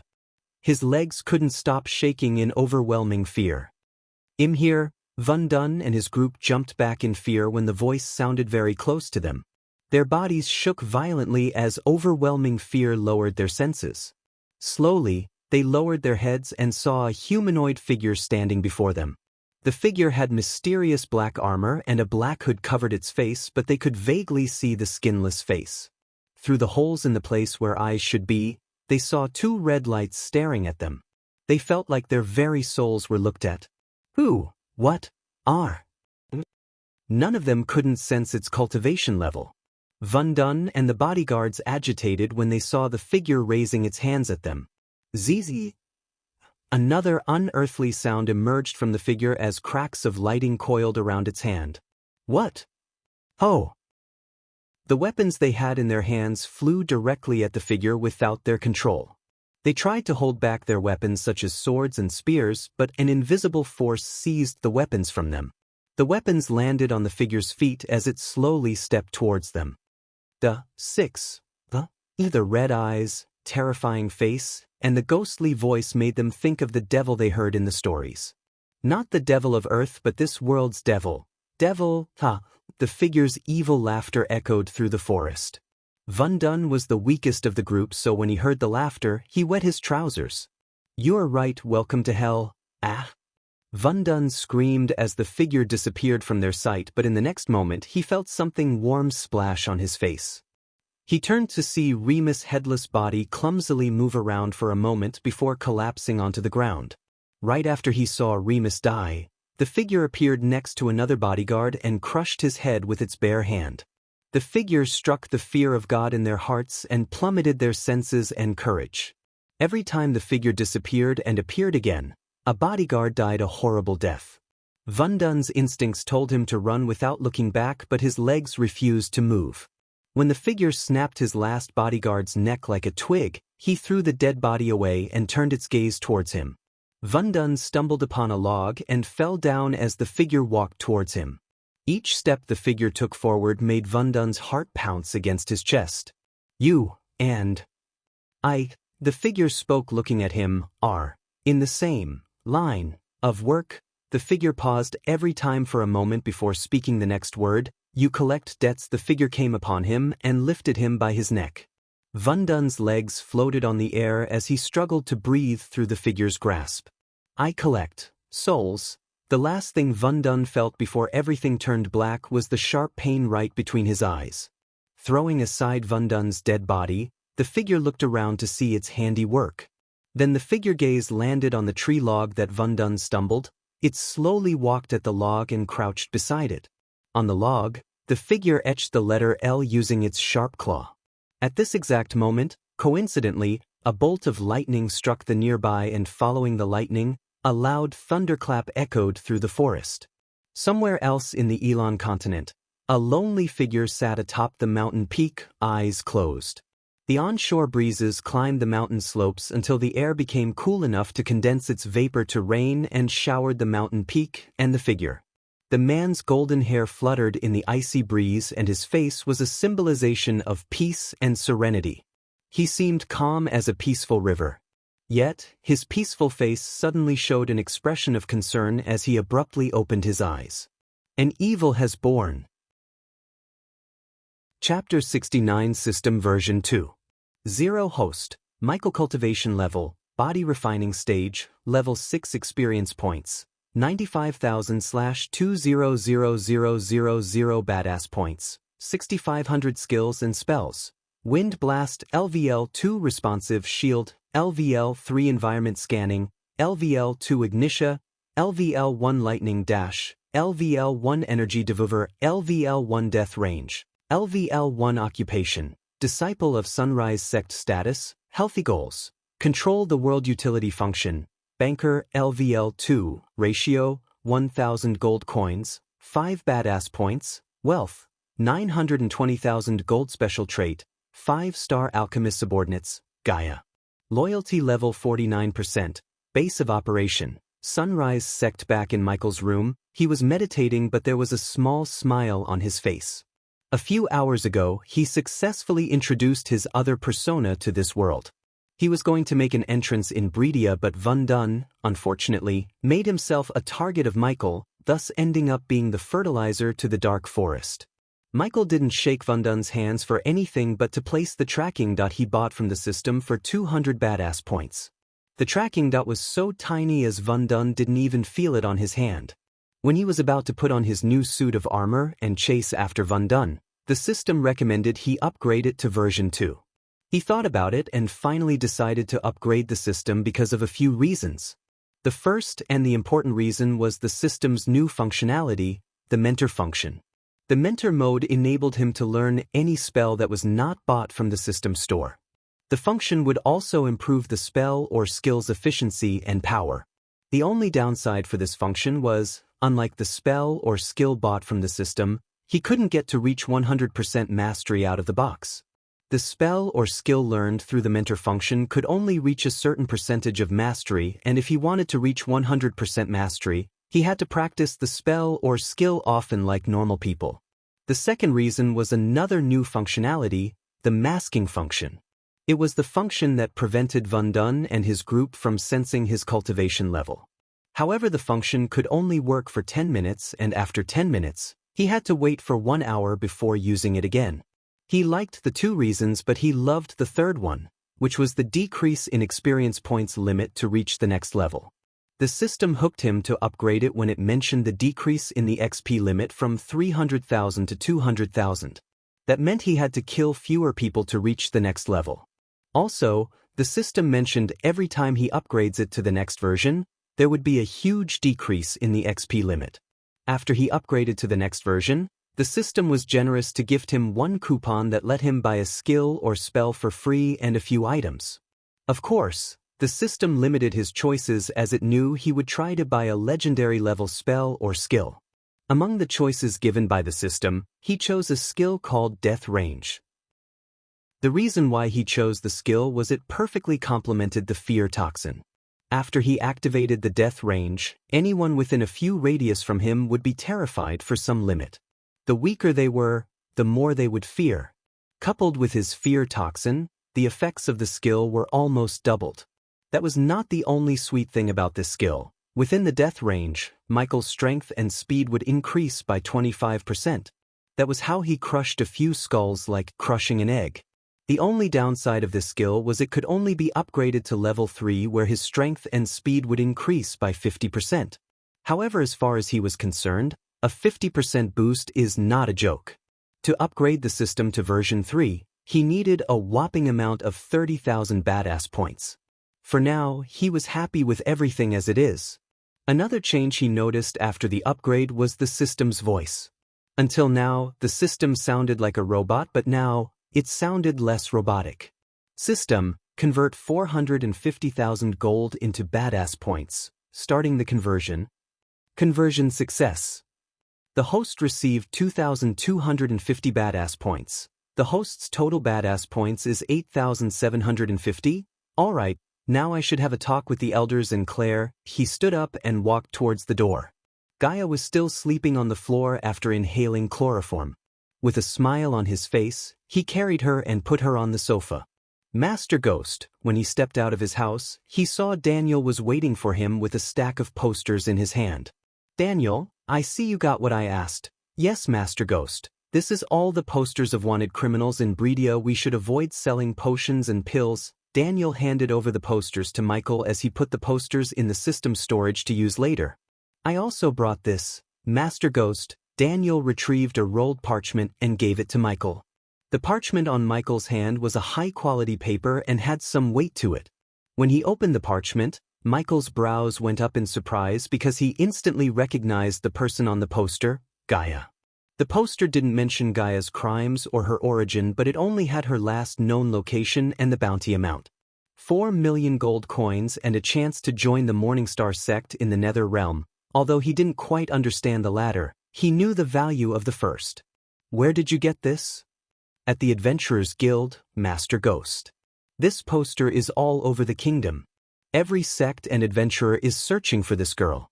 I thought you should see this. Right this moment, Michael realized that Gaia is in real trouble now, and if she removed the mask he gave her, even he wouldn't be able to save her from being dragged back to Nagaland. Do you know who put the bounty on her? The poster only mentioned that they report any information they find about her to the Adventure Guild or any sect in the kingdom, but not a word about the person who put the bounty on her. Michael had some idea who would have put this bounty. No one knows, Master Ghost, and I didn't ask around too much because I wanted to be discreet as possible. You did great. I'll raise both of your salaries later. Now take the day off. The tiredness of traveling faded away from Daniel's face when he heard Michael. He bowed at Michael with utmost worship and joy. Thank you, Master Ghost. After this, Daniel rushed to find Ricky to share this wonderful news while Michael went back inside his house. On his way, he saw Gaia yawning and coming towards him. Did you say you are going to raise their wages? Yeah, Michael chuckled inside because she had no freaking idea how deep in trouble she was.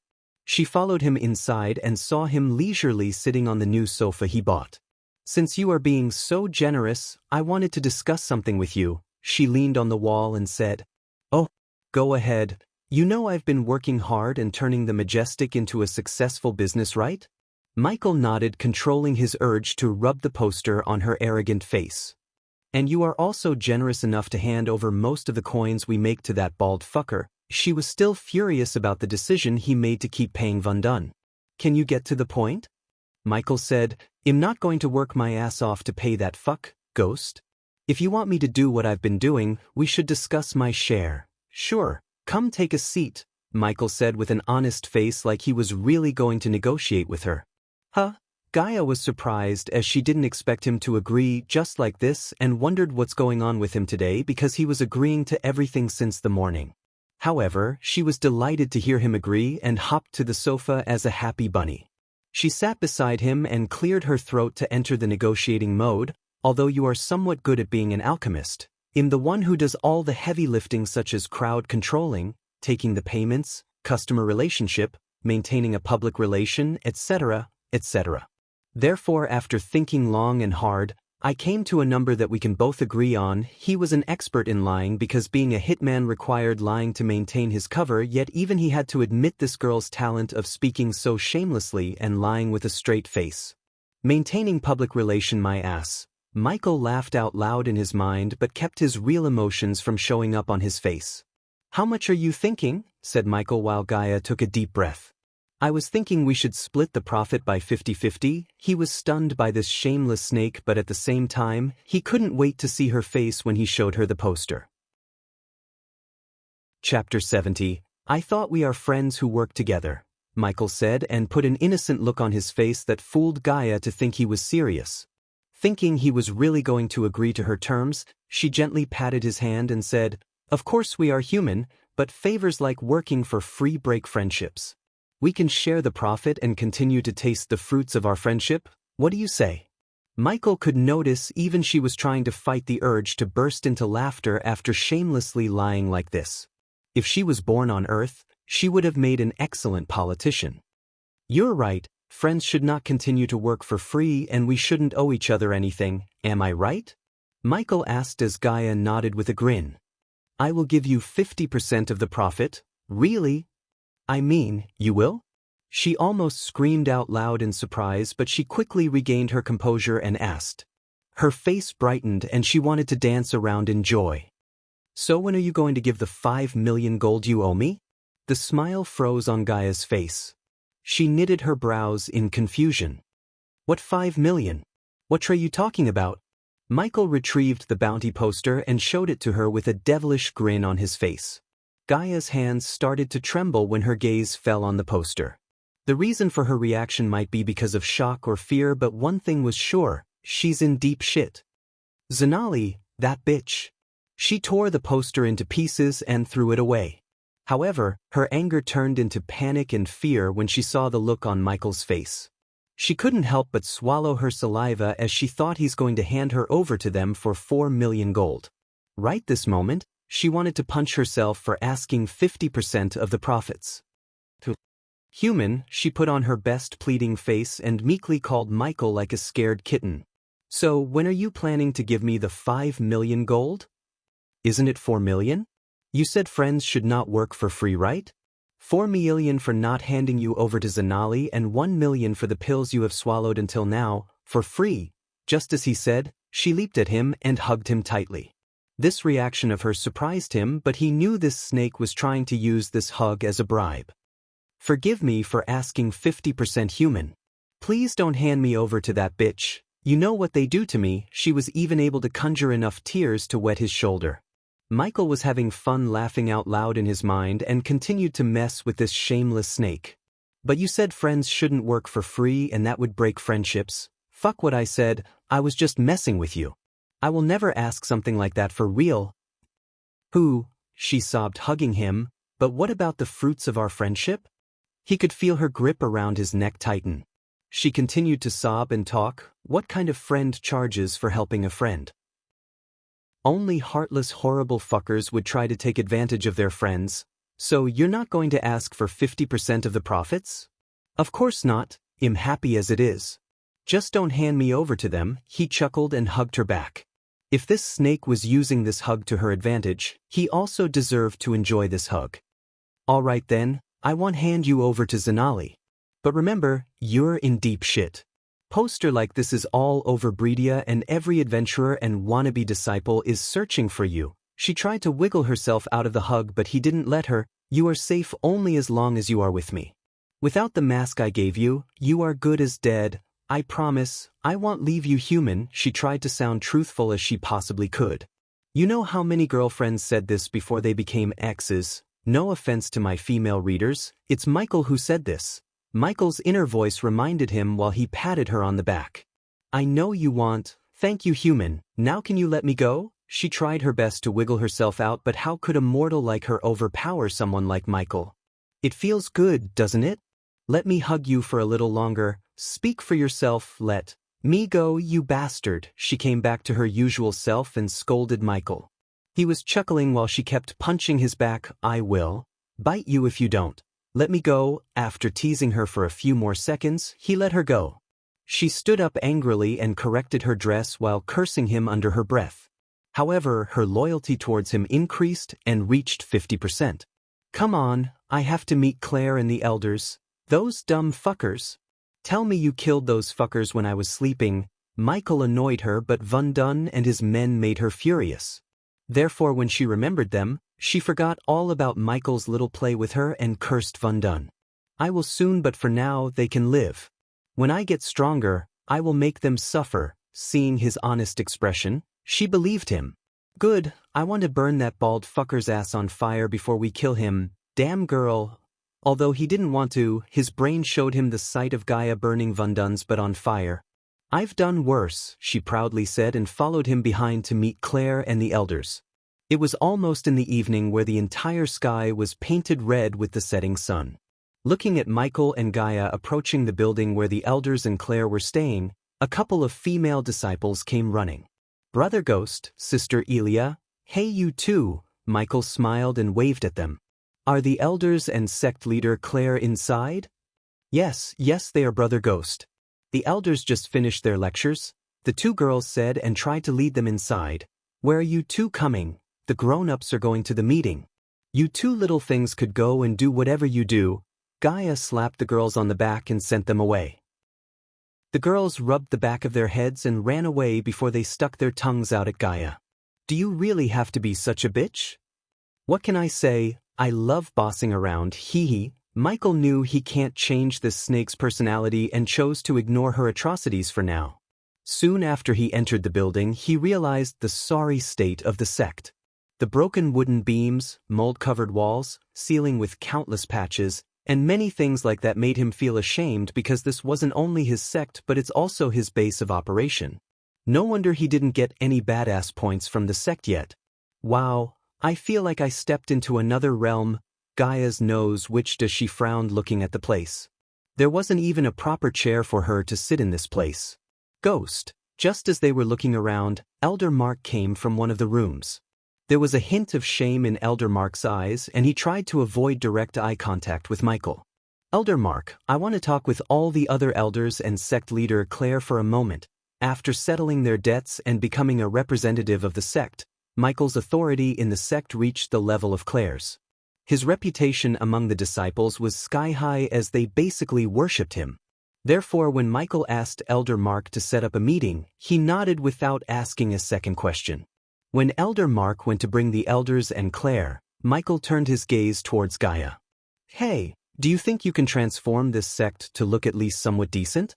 This place is gonna mess my reputation. Yeah, no shit. My ma. Your maids have a better place, that's what you were going to say, right? It's the truth. Gaia shrugged and looked around the place again before asking Michael. So you want me to fix this place? Michael nodded. Yes, I know you must have seen many sections.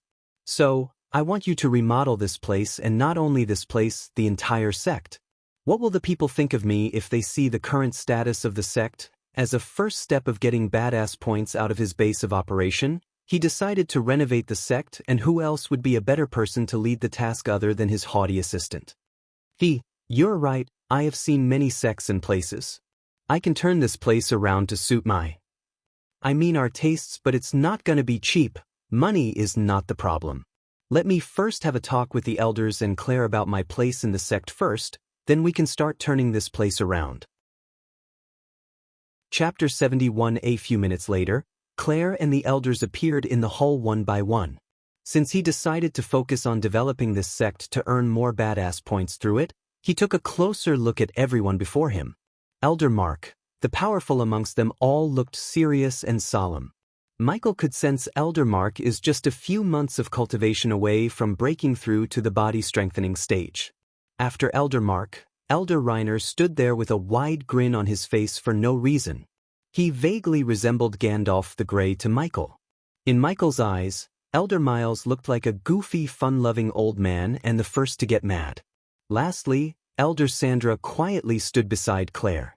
Even though she was sick and fighting with death every day, her composure and calm look on her face made her look like the wisest among the elders. Unlike Elder Mark, these three were at least a year of cultivation away from reaching the next stage. After taking a look at the elders, his gaze fell on Claire to get slightly surprised by her because, in less than a month, she went from body refining stage level 5 to level 7. When he met a few hours ago, he didn't try to sense her cultivation level, but now, he realized that Claire might be a prodigy in the making. Claire's face was not calm and in fact, she was very troubled by the events that happened a few hours ago. She knew it was her fault that made Michael pay the price, literally. Her face betrayed her and revealed her internal struggle. Sect leader Claire, elders, the reason I called you everyone here is to speak about the future of the sect. You aren't leaving the sect, are you? Elder Miles jumped the gun and asked him before Michael could finish his sentence. Hearing Elder Miles, Michael shook his head and smiled. Of course not, Elder Miles, on the contrary, I'm here to talk about my position in the sect. Yes, we were just talking about that ghost. It's not fair for you to remain as an outer disciple anymore, so we decided to make you the one and only core disciple of the sect. Leaning on the wall, Gaia snickered. Usually in sects like the three big sects, a body refining stage cultivator would never get promoted to a core disciple position no matter how talented they are. Only after a disciple reaches the core formation level, they would get promoted to core disciple status. However, the Sunrise sect made Ghost a core disciple before he even reached the body strengthening stage. Looking at Elder Reiner's grin grew wide, Michael realized this was his idea. Elder Mark, I'm honored to be the core disciple, but I don't want just to be a core disciple. I want all of you to form a new position. Gaia's face lit, realizing Ghost is weaving some kind of plan to take over this sect. She liked stuff like hostile takeovers. The elders were visibly troubled when they heard him, but before anyone could raise a question at Michael, Claire opened her mouth. After all you've done for us, we are grateful to you, Ghost. So I would grant anything that's within my power. If making him the sect leader would help her sect enter the golden days, she was ready to do just that. A position called Guardian, sect leader Claire. For the outside world, he'll be a core disciple, but in secret, he'll be the Guardian. Before any of you ask, I won't put my nose into any day-to-day decision-making. Sect leader Claire is a great leader and I have no intention to share the leader chair. I only wish to partake in important stuff, like an ancestor? Elder Miles quickly asked him. When a current leader of the sect or a family decided to enter the lonely mountain or secluded cultivation, they would become an ancestor of that sect or family. All the decision-making and control of the place would go to the next head. An ancestor would only make an appearance if the sect or the family in a catastrophic disaster or to take part in the utmost important ceremonies. Not exactly, but something like that. As a guardian, he'll be around and look after the sect now and forever, so the Sunrise sect will never decline again. From now on, our sect would only move towards glory. He'll make sure of that. Sect leader, elders, are you with me on this, sect leader? Hell yeah, kid, let's do it.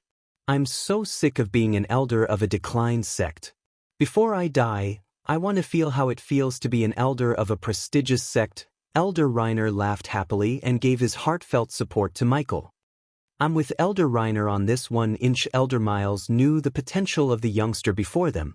Normally, he and Elder Reiner rarely agreed on something, but he knew that sticking with a heaven-blessed prodigy and a 5-star alchemist would never go wrong unless Michael gets killed by someone. Elder Sandra, you are the head of the elders. What's your decision on this? Instead of agreeing to Michael's request like Elder Reiner and Miles, Elder Mark turned to ask Elder Sandra. Gaia saw the old woman scanning everyone from top to bottom before landing her gaze at Claire. Sect leader Claire, I think you should be the person to have the final say on this. After all, you are the sect leader. Michael didn't worry about Claire because he knew Claire would agree to this. After this meeting, he quite liked Elder Reiner and Miles. Her beautiful blue eyes slowly blinked as she stared at Michael without saying a word. Then, she took a deep breath. If making Ghost a guardian would set our sect on the path to glory, then that's what I must do. As the current sect leader, I name you Ghost as the core disciple and the guardian of the Sunrise sect. A golden ray emerged from her hand and showered Michael before it vanished. Ding! Congratulations for the host to become the core disciple. Ding! Congratulations for the host to become the guardian. System version 2. 0 host, Michael cultivation level, body refining stage, level 6 experience points, 95,000/200,000 badass points, 8750 skills and spells. Wind Blast, LVL2 responsive shield, LVL3 environment scanning, LVL2 Ignitia, LVL1 Lightning Dash, LVL1 Energy Devour, LVL1 Death Range, LVL1 Occupation. Core Disciple of Sunrise Sect, the Guardian of Sunrise Sect Status, Healthy Goals. Control the World Utility Function. Banker, LVL2, Ratio, 1,000 Gold Coins, 5 Badass Points, Wealth, 470,000 Gold Special Trait. 5-Star Alchemist Subordinates. Gaia, Loyalty Level 50%, Base of Operation. Sunrise Sect, now as a Guardian, I'll clear all the debts of our sect in the coming weeks, but Ghost Claire still seemed reluctant to put all the debt on his head.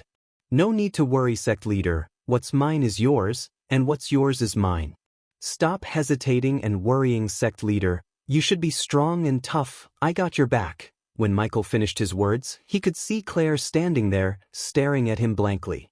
She then nodded with a gentle smile. I will try to be the leader everyone expects me to be. What was that, human? Great leader, my ass. She put the entire sect in trouble to save one person. She's just a naive young girl, not a great leader. Gaia threw herself on the new sofa and complained while Michael prepared to make pills and potions for his customers. He could have done this in the night, but he had plans for the night. I know, but I'm here now and this is my sect. She won't make stupid mistakes like that again in my watch. So not putting your nose into day-to-day decision-making is just a lie? She was confused as Michael smirked. When I become stronger, who do you think Claire and elders see as the head? But I'm not the person to sit behind a table and manage this place. That would be Claire's job. With a little nudge in the right direction, I believe she will turn into a good sect leader. Under me, Michael continued with a smirk on his face. Gaia realized that this was his plan all along, and acting as a savior of the sect was just a facade. Yet she still didn't completely understand why he is putting his money and efforts into making this sect great again. In her mind, he was not the kind of a guy who would do something noble without expecting something in return. Tell me the truth, human, what do you really want with this place? When you become trustworthy, I might tell you the answer. Now stop asking questions and start planning to make this place look better, or I'll take that sofa away. Don't you dare.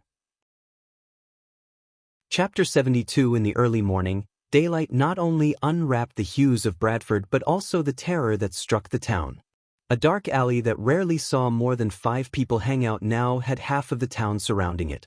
In front of the crowd, there were a couple of girls who wore revealing clothes to tempt the youngsters. However, no man was in the mood to enjoy the beauties as their eyes were locked on the bodies hanging on a rope between 2 buildings. Many people were afraid to look at the large puddle of blood below the dead bodies. After seeing the blood splatters and the terror on the faces of the dead ones, some people guessed that they weren't killed by a person. While the people were staring at the bodies, a girl who had perfect curves and glossy skin was looking at the nearby wall. If not for the gory scene in front of them, many men and women would drool and hope to get a glimpse of what's under her purple dress. Sister Sadie, do you think whoever or whatever killed them left behind that? The girl in the purple dress was none other than Sadie Kaplan, the core disciple of the Silver Moon and one of the judges of the last Heaven's Gate competition. Although the girl who asked the question was also a great beauty, she was overshadowed by the beauty of Sadie. If Michael was here, he would have recognized the girl as Nyla Reed, the same girl who almost got herself killed by trying to use a telepathic attack on Michael. Yes, I saw the same symbol on the scene at Sarton. What do you think it means? I don't know, but it's not my job to know. My teacher wanted to find these guys and technically I did find them. Who? Teacher Hazel? What did she want with them? Nyla pointed her finger at the hanging dead bodies and asked. Apparently these guys were harassing some of Teacher Hazel's clients, and recently they took the harassment to the next level. Initially, they were a group of 20 men, and when they heard the Silver Moon was searching for them, they started to run. Some of them went into hiding in Sarton, and the rest of them came here only to get slaughtered by someone eviler than them. Even Sadie had a hint of fear in her eyes. She had seen many killings, but this felt dark and different. These guys were given no chance to fight or even take out their weapons. Whoever killed them was quick and cruel. All of their manhoods were cut off while they were still alive, yet none of the residents nearby heard a sound. However, Sadie felt no pity for the dead ones. So in Sarton, just like here, all of them were slaughtered and hanged. Whoever killed them left no trace but this one symbol, L. What does it mean? Move away. Suddenly, Someone shouted from the crowd and Sadie turned to see a soldier of Bradford bringing a dirty-robed old man. Sadie could tell the old man was obviously a beggar by the look of his ragged tunic and the stink coming from him. "Miss Kaplan, this old man is claiming that he saw what happened. 6L. The man stuttered something under his breath. He was pale and shivering like he's in the middle of a snow mountain. "Tell me what you told the people back there." The soldier shook the old man by his collar as Sadie waved him to stop. "Old man, did you see the person who did this?" Sadie asked the old man, but his mouth stuttered in the horror he witnessed the night before. "No. Son, V.I.L." The old man still sounded unclear. His voice broke and the shivering wasn't any help. "Nyla, the disciples of Silver Moon were very good at psychic attacks and playing with someone's mind. Nyla might have picked the wrong person to use the psychic attack, but the old man in front of her wasn't a challenge." Nyla stared into the old man's eyes as his eyes glowed for a second. Following this, the old man shivered less and somewhat looked better than he was. "Tell us, old man, what did you see?" "I saw him." The crowd didn't make a sound as everyone's focus was on the old man. "Saw who?" "The devil." The moment these two words escaped the old man's mouth, there were several gasps from the crowd and some dropped onto their knees and started to pray. "What nonsense are you spouting?" Nyla had enough of this old man's mumbling, but when she was about to slap some sense into the old man, Sadie stopped her. "Did you see his face?" "Yes." The old man nodded, but when he recalled the face he saw, Nyla had to use her powers to calm him again. "Red eyes, wore nothing but black." Hearing the old man's description, the people trembled as he continued. "He came with darkness. The whole alley turned dark. I could only see his red eyes. Mere mortals like them didn't stand a chance against him." "Mere mortals?" "All of them were body-strengthening stage cultivators." "You old fool," Nyla yelled again, but the old man shook his head. "We all are mere mortals in front of the devil. Save us, God. Pray to the Almighty. Save Bradford." Many people went crazy and shouted at the sky, hoping God would save them from the devil. Ignoring the people, Sadie asked a few more questions to the old man, not because she wanted to find the person, but her curiosity got the better of her. "Did he see you? Why did he leave you alive?" "Again!" Nyla Reed yelled and used her mind powers to calm the old man again because he started to shiver after Sadie's question. It took him longer than before to calm down. "He wanted me to announce his presence." Even after Nyla calmed him down, the old man's voice slightly broke in overwhelming fear. "Did he say something to you?" The old man slowly nodded and conveyed the words of the devil to everyone. "He said." The people stopped their shouting and prayers and looked at the old man with eyes full of fear and terror. "He is here to claim the souls, the sinners and..." Some of the people who committed crimes such as stealing, beating their wives, or children fainted on the spot, because they just paved their way into the devil's hit list.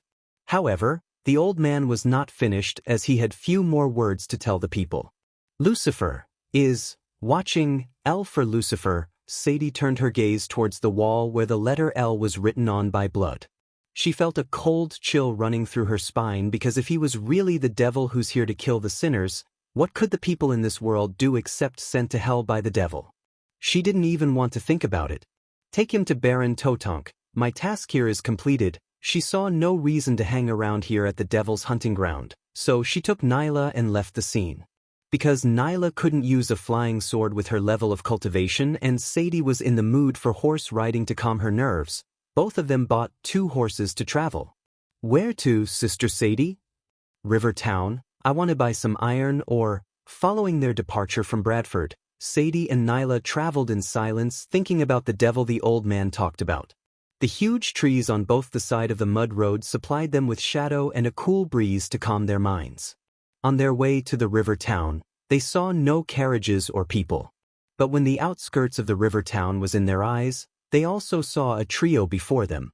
Sadie's lips curved upwards while Nyla swallowed saliva because they both recognized the person who was tiding before them. "Is that who I think it is?" Sadie galloped her horse to catch up with them as Nyla followed her behind. "Ghost!" The one who was traveling before them was none other than Michael. Sadie ignored the blonde guy on the other horse and shouted at Michael. Miss Kaplan, what a pleasant surprise. She was surprised to see him reach the body refining stage level 7 in such a short amount of time. Other than his cultivation, he looked sexier and hotter than before. Just by looking at that smile of his, she wanted to eat him up.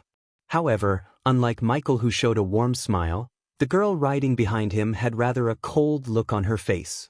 The girl was a mortal, yet she had a noble aura around her that made Sadie feel inferior to her. What's with the miss? Call me Sadie. I assume you recognize my sister here. Sadie chuckled as Nyla's face turned red in embarrassment. Hiya, Nyla. Hi, Ghost. He seemed to have completely forgotten about what happened at the competition. His smile made Nyla feel somewhat less ashamed. I heard you're a 5-star alchemist, Ghost. Why didn't you say so? Ignoring the cold look of the girl behind him, Sadie brought her horse as close to him as possible. What can I say, Sadie? I like to surprise people. Oh, you really surprised me, Sadie said with a flirty smile. The blonde guy who was traveling with Michael was Jack, and seeing a beauty flirting with Ghost, Jack almost fell off his horse because he was too focused on Sadie and Nyla rather than the road before him. Hi, Miss Reed. I'm Jack. Chapter 73. It was the system's new feature that made Michael travel to Rivertown accompanying Jack. This new feature's purpose was to help Michael choose the right person to be his subordinate and manage his existing subordinates. Subordinate, Gaia cultivation level, none race, demi-human Naga race current skills, none status, Merdine's repaired, 10% loyalty towards the host, 50% trait, warrior. The trait feature would inform him about the person Michael is considering to recruit as his subordinate by letting him know her special trait. For instance, Gaia's trait was warrior. He wouldn't be able to make her an alchemist even if he gave her the Book of Alchemy unless he changes her trait from warrior to alchemist for 500,000 badass points or adds the alchemist trait on top of her current trait for 1.5 million badass points. Michael had no plans to change Gaia's trait, and the reason for his departure from the sect was not Gaia but Jack. After an eventful night, Michael woke up in the morning to continue making pills and potions. While he was picking up the herbs from his new herbal garden, he met Jack and heard he was going to Rivertown to buy scrap metal to repair his fellow disciples' weapons. After a small chat with Jack and the sudden notification from the system, Michael realized Jack was a blacksmith. Apparently, Jack learned the trait from his uncle, and even though Jack was not an expert in forging, Michael decided to give Jack a chance before he makes any decision. He could, however, wait and depend on his luck to find a better blacksmith who is willing to be his subordinate. Nevertheless, Michael was not the person who would depend on his luck rather than seizing the opportunity in front of him. Besides, Jack was poor and weak, so earning his loyalty would be simple. All Michael had to do is pay him handsomely for his work, and Jack would be as loyal as a puppy. With the help of the system, he could also improve Jack's forging skills and have his own personal blacksmith. Still, before officially making Jack his subordinate, he wanted to see Jack's skill with his own eyes. But Michael never expected to see Sadie, a remarkably hot girl, on his way to Rivertown. Nice to meet you, Jack. If it wasn't for Jack seemed like Ghost's friend, Nyla would have given him a cold shoulder. But because of Ghost, Nyla showed a polite smile and shook Jack's hand.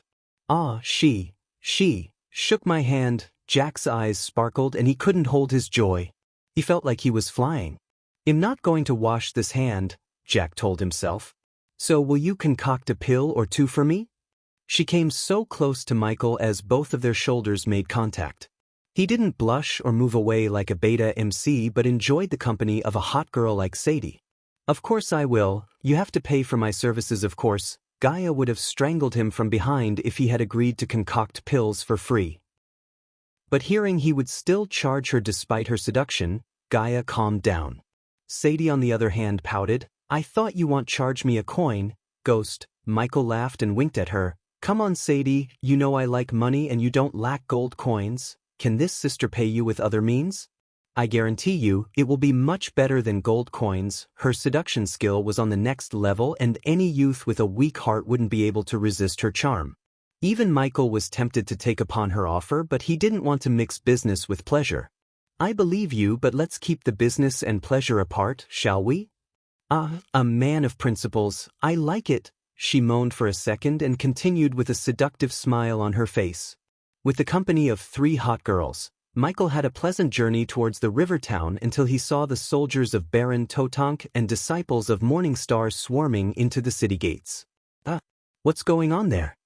Sadie threw a look of uncertainty and they rushed towards the town to see what's happening. When Michael passed through the unguarded city gates, he witnessed people screaming and running around chaotically. Sights of a couple of wrecked buildings entered his eyes.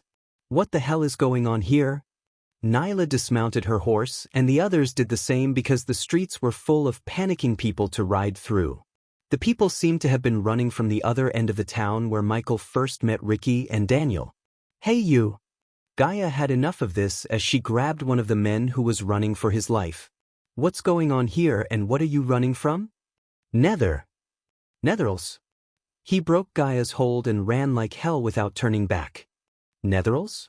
In Rivertown, Nyla, Sadie, Jack, and Gaia wondered why are the Netherals here at Rivertown while Michael wondered what the hell is a Netheral. Hey, Michael leaned back and scratched Gaia's shoulder. What's a Netheral? Seriously?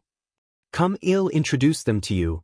Gaia led Michael towards the danger as Nyla and Sade followed them. While he was walking against the crowd, he noticed the tavern he spent his first night became a ruin. The more he walked towards the forest on the other side of the town, he saw more disciples of the Morningstar and Golden Valley. The city gates were shut close and being barricaded by some disciples of the Golden Valley. Since there was no way to see what's happening on the other side through the gate, Michael and the group started to take the steps to stand on top of the city walls. When he was climbing the stairs, he could smell a putrid smell in the air. The air stank rotten corpses as Gaia covered her nose with her hand. What the? When he reached the top of the wall, his body went rigid and felt a cold chill running through his spine. Zombies, in the distance, there were hundreds of humanoid figures and animals. However, their skin was arctic white and glistened in the light. Their bones were visible through the peeling skin and their maniacal eyes that burned with madness. And then there was a yelp, a whine, and 2 cracks. The blood slurping began. One of the Netherals munched his way through a deer in no time. It was spine-chilling to watch him at work, his eyes fixed on the deer as he slobbered Rottweiler drool down his chin. Soon, the nearby zombies joined him to feast on the deer. Zombies? Is that what you called them where you came from?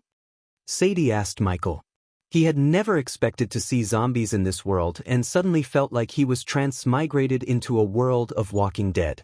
It took him a couple of seconds to take his gaze away from the army of zombies in the distance ready to swarm Rivertown. Where in the hell they came from? Michael didn't fear many things in the world, but in front of an army of zombies, he began to fear. The host does not need to worry much. You won't turn into a zombie if they bite you. Netherals are just corpses reanimated by a dark power. What System just said calmed his nerves as he took a closer look at the zombies. Gaia noticed his serious expression changing as he began to grin. Nether Realm, Gaia was interrupted by Sadie. Sadie's interruption infuriated Gaia because it was her place to explain things to Michael. She didn't like being replaced, especially by Sadie. Every 3 years, the layer between our world and the Nether Realm gets weakened. All the great cultivators in our world use this time to open a rift to Nether Realms so the younger generation could enter and gain experience as well as get some treasures from the Nether Realm if they are lucky. During this time, some Netherals would be able to pass through the layer and come to our world, but not this many. It's because someone is using dark magic to summon them. A voice filled with arrogance sounded as they turned back in the direction of the voice to see Victoria walking towards them with her followers. When he met her at the competition, she was a body refining stage level 8 cultivator, but now she was at the body refining stage level 10. Despite her defeat at the competition, she now looked more arrogant and cold. However, her cold expressions changed suddenly when she saw the face of the youth near Sadie. You! The words he spoke to humiliate her, and the sight of her scent flying from the stage flashed across her eyes. In her eyes full of anger, there was also a hint of shock because compared to the jump in his cultivation level, her accomplishment was nothing. He was able to defeat her without breaking a sweat when he was just at the body refining stage level 1, but now he reached level 7, only 3 levels below her. Standing behind Michael, Gaia pretended to control her urge to laugh at Victoria to fan her anger and mess with her mind. Michael, on the other hand, didn't even take more than a second to acknowledge her presence as he started to count the zombies happily. The reason for his joy was he sensed the zombies have a cultivation level, and that meant he would get experience points by killing them. A moment ago, the Netherals freaked him out. However, now, they were not walking dead but walking experience points waiting to get slaughtered. Chapter 74. Calm down, Victoria. Another voice sounded at the scene, and Gaia noticed Evan, the other one who Ghost defeated at the finals. However, unlike Victoria, he had a warm smile on his face and seemed more approachable than his rival. Nice to see again, Ghost. Evan reached out his hand and surprised Michael with this gesture. Likewise. Well, if Evan was chill about what happened before, he wasn't going to hang on to it as he shook his hand with a gentle smile. Our scouts informed us that the sorcerer who is summoning them is at the ruins in the forest. Brother Alex and Sister Selena are currently on their way to apprehend the sorcerer. We should all go and help them because they need our help. I think I stay here and take care of the problem in front of us. Why would he help that arrogant bitch and her boyfriend wasting his time and efforts? Besides, if Alex, a core formation cultivator, was searching for the sorcerer had to be at the core formation stage too. With his current strength, he was far from defeating a core formation stage cultivator unless he took a risk depending on his luck and the system. But taking risks and depending on luck was not something he would do, especially not when he could harvest experience points like crazy. His answer slightly surprised Evan as he expected Ghost to go hunt down the sorcerer who was the root of all the problem rather than stay here and kill the Netherals. Our senior Adam is on his way too, and with him, the sorcerer is as good as dead. Victoria snickered as Evan looked at Sadie. What about you, Sister Sadie? Will you come with us? Sadie stared at both Michael and Evan for a moment before letting him know her answer. Nah, Alex and Selena have all the backup they need. I stay here and keep the Netherals at bay. Most of the Silver Moon disciples practiced and excelled in psychic spells and mind-controlling techniques. These were their main weapons in their arsenal when it comes to battle. Sadie was not an exception to this, and she knew her strengths and weaknesses well. That was why she chose not to go chasing the sorcerer, because the sorcerer who was summoning the Netherals must have stronger Netherals around him. Since Netherals had no consciousness or living brain, none of her mind-controlling techniques would work on them. Therefore, she chose to remain on the top of the wall where it's relatively safe, and when the time comes, she decided to slip away. Everyone from Golden Valley, stay here and keep the Netherals at bay if they choose to attack the town. If push comes to shove, kill as many Netherals as you can and collect their cores, one of the girls who was standing behind Victoria ordered Golden Valley disciples. Michael hid his irritation from showing on his face as he didn't want to share the kills with anyone else. The more Netherals the disciples kill, the more XP he would lose. My fellow brothers and sisters from Morningstar, your priority is to keep the town safe from the Netherals. Do not go provoke the Netheral army standing outside. We must hold them until our senior Alex and Sister Selena apprehend the sorcerer who is summoning them, while the disciples from Golden Valley and Morningstar were taking orders from Victoria and Evan. Michael planned to make the most out of this chaos. Ilya, come with me for a sec. Michael took Gaia and stepped away from the prying eyes for a moment. If you want anything, why don't you ask your new friend, that bitch over there? Before even Michael could say anything, Gaia cursed Sadie. This is no time for temper tantrums, you jealous snake, Michael said with a low-pitched voice and knocked her on the head. Ah! Michael covered her mouth before she could cry out loud as she rubbed her head where Michael knocked. Now listen, do you know how to handle a bow? Michael's hand was still covering her mouth so he could only hear her muffled answer. He took his hand back, ignoring Gaia's scowl. Are you any good? Considering his subordinates' killings also would give him XP, he planned to put the Legolas bow in Gaia's hand and double the killing.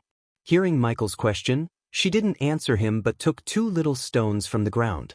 Under his gaze, she threw one stone high into the air, and while the stone was in midair, she hit the stone with the second stone with deadly accuracy.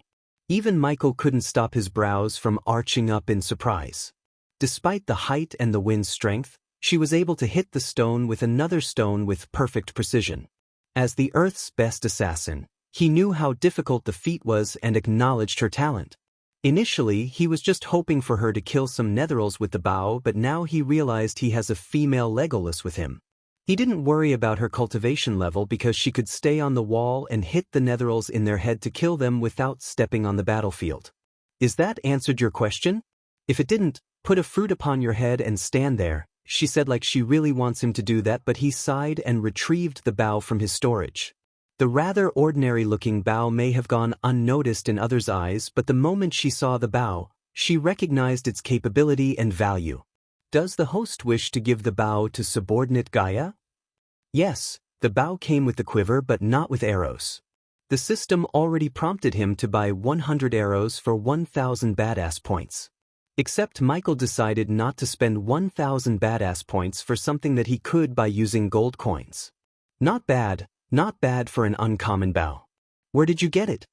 She examined the bow and said, every weapon and spell in this world was categorized into 5 types: common, uncommon, rare, epic, and legendary.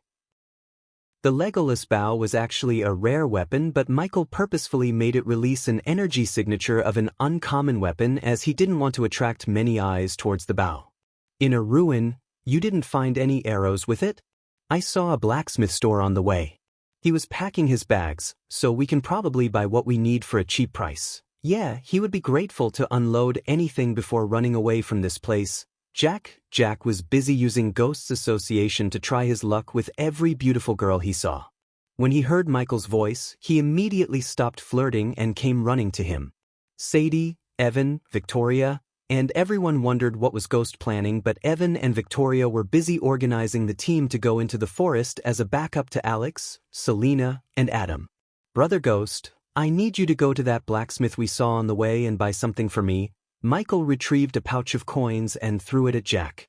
Buy all the iron-headed arrows with red eagle feathers. Gaia knew her arrows, and in this case, the iron-headed arrows were more effective on the netherils than the normal arrows. All of them? Yeah, all of them, you little shit. She slapped him on the back of his head and said. And buy 2 of the best swords he got. After Jack ran away to buy everything they needed, Mitchie gave the Mark III grappling hook to Gaia and joined back with Sadie. Isn't it dangerous for her to fight the netherils? Gaia wanted to give Sadie an answer in her way, but Michael's stern look stopped her from opening her mouth. You have no idea what she's capable of. Gaia's face was full of haughtiness and appreciated Ghost's vote of confidence. With the Mark III grappling hook, she could reach the trees outside the city walls and rain arrows of death on the netherils from a higher vantage point. System, I wish to learn the dual wielding of swords. He finally used the card he got from the gift box he got after killing the assassins. As usual, an acute pain appeared in his brain, and after a few moments when the pain disappeared, he achieved 70% mastery in swordsmanship. He could further increase the power of his sword skills by learning spells and techniques associated with swords, but his current state was enough to slaughter these mindless netherils. Why aren't they attacking? Evan wondered and spoke what's in everyone's mind. Michael also noticed this. The netherils were standing and munching on some poor animals of the forest, but they didn't move forward towards the river town. It doesn't matter why. What matters is stopping the sorcerer, Victoria said, and prepared to leave the place to join Adam while Jack returned carrying 2 bags. Brother Ghost, Sister Elia, Jack handed over 1 bag to Michael and the other to Gaia.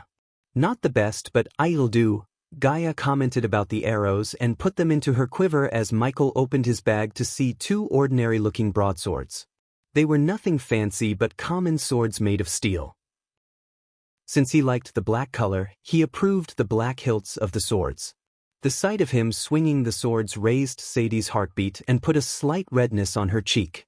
Evan preferred to use a spear and focused on mastering the spear, but Victoria was a swordswoman, so she was surprised and shocked at the same time. Is he a swordsman? Victoria thought, but her train of thought was interrupted by Sadie's shout. What are you doing? Michael was standing on the edge of the wall with a sword in each hand.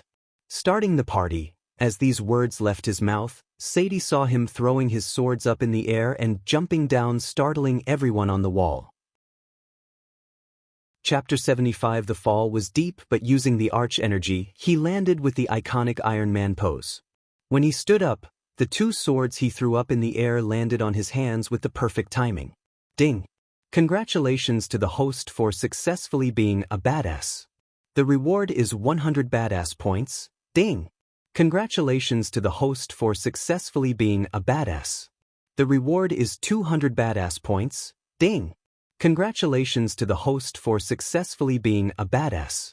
The reward is 150 badass points. The beep sound of the system ran continuously in his mind and put a grin on his face. He realized what he just made impressed many disciples and couldn't wait to reap the benefits of this opportunity in front of him. He wanted to thank the sorcerer for summoning an army of netherils, as now he could not only earn XP but also precious badass points. With the responsive shield and healing potions in the storage, he started to walk towards the army of netherils fearlessly. What the hell is he doing? Sadie shouted, "What does it look like?" He's going to send those all-damned creatures back to hell where they belong. Even though his intention was obvious at this point, Gaia's answer still startled many. Humph, they are going to feast on him before he could even kill 5 or 6 netheril, Victoria sneered, and she couldn't wait to see the netherils tear him apart. If he had a brain, he would have brought backup, real backup rather than a mortal with a bow. Jack felt a cold chill running through his spine because he knew how nasty Elia could be when someone pisses her off. When he saw her lowering the bow, he swallowed a mouthful of saliva looking at the disciples of Golden Valley behind Victoria. You dumb bitch. While you were planning to go as a backup and suck up your senior, he just made you all his backup. You just don't realize that. Gaia didn't hold back her voice and yelled at her in front of all the disciples. You! Victoria's face turned red like a ripped tomato in anger, and what made her even furious was the mortal girl was right. If Michael's attack on the netherils made them rush towards the city walls, they had to protect the town with all their strength because they were righteous sects and couldn't let netherils cross the river town into the kingdom. What you? Are you going to bully a mortal girl like me? If you bitch dare touch a hair on my head, my friend there would beat the living shit out of you. He won't go easy on you because you're a bitch. Gaia had 3 reasons to speak so boldly without getting her ass kicked. 1. She really believed Ghost would come in time to save her from Victoria. 2nd, even if he didn't, she had a weapon that could fire an arrow before Victoria could cast a spell. Victoria was still at the body refining stage, and that meant her body was not completely strengthened yet. If Gaia were to fire an arrow through Victoria's heart or any vital organs in her body, she would still die, no matter whether Gaia was a mortal or not. The final reason for her boldness was Sadie. Gaia didn't like Sadie a bit, but she knew Sadie would cover for her to stay on Ghost's good side. How dare she talk to our sister like that? The audacity! Insolence! Look over there! While the Gaia shocked everyone on the wall, someone shouted as they turned their gaze towards Michael and the netherils. Sensing the upcoming threat, a few netherils started to move towards Michael. Xianxia. When they came into the range of Xianxia, Michael sent several bolts of lightning towards the netherils and killed them on the spot. Ding! Congrats to the host for killing a body refining stage, level 4 netheril. The reward is 7,000 experience points as well as 100 badass points. Ding! Congrats to the host for killing a body strengthening stage, level 6 netheril. The reward is 7,000 experience points. Ding! Congrats to the host for killing a body strengthening stage, level 7 netheril. The reward is 7,000 experience points as well as 100 badass points. Ding! Congrats to the host for killing a body strengthening stage, level 8 netheril. The reward is 7,000 experience points as well as 200 badass points. Although he killed netherils at various cultivation levels, he got the same XP for every netheril. He wanted to enter the system and asked it about this, but the system answered him before he could open up the system interface. Netherils are mindless creatures that don't use any strategies or tactics. Therefore they can't be compared to living cultivators, hence, the host won't get the usual amount of experience points, but be grateful, host. You're at least getting some experience points and badass points. After getting upgraded, the system became more egotistic. He was not in the place or mood to debate an unwinnable argument with the system as he continued to slaughter the Netherals. Lightning Dash. Considering the disciples would soon join the fight and he wouldn't get as much XP as he thought, he decided to kill as many Netherals as he could and as fast as he could. Bush, bush, bush. Just as he was slashing the heads of the Netherals, a bunch of arrows brushed past him, piercing through the Netherals' heads. The arrows went straight through right between their eyes. He never used to have someone watching his back in the field, as even Pink never actually came into the field but remained somewhere else and provided him information through the earbud. He felt like he could get used to this unfamiliar feeling of having someone watching his back. The two of them wreaked havoc among the Netheral army and finally pissed off the entire army to rush towards the city walls. Golden Valley attack. Brothers and sisters, show them what you got. Following the battle cries of Victoria and Evan, all the disciples who had the guts to face the Netherals jumped out of the wall and rushed towards the approaching army of Netherals. Many may have on the battlefield, but everyone's eyes were fixed on only three: Evan, Victoria, and Ghost. It was a rare sight to see the superstars of the younger generation fighting together against a common enemy. Michael made sure most of their focus is on him by drawing their attention using bolts of lightning and his fancy dual-wielding sword skill. Where did he learn to fight like that? Without Michael's knowledge, he astounded and drew Victoria's attention towards him. She was studying under one of the best sword masters in the kingdom, but she still was not at the point of using two swords simultaneously. One needed absolute concentration and talent to reach Ghost's level, and Victoria became shocked at his level of mastery in swordsmanship. On the wall, Gaia was raining arrows on the Netherals with deadly precision, and every arrow fired from her bow put down a Netheral or two. Nyla and a few other disciples of Silvermoon stared at Gaia like they were going to eat her. Even Sadie felt fascinated by this mortal girl, but her eyes were glued to Michael. Every time he cleaved Netheral heads, her heart would pound against her chest and experience tingling sensations in her body. If he wasn't fighting the stinking Netherals, she would have surrendered to her feelings and joined him for some action. More and more Netherals appeared from the forest to make everyone worse. However, only Michael felt excited to see more and more Netherals.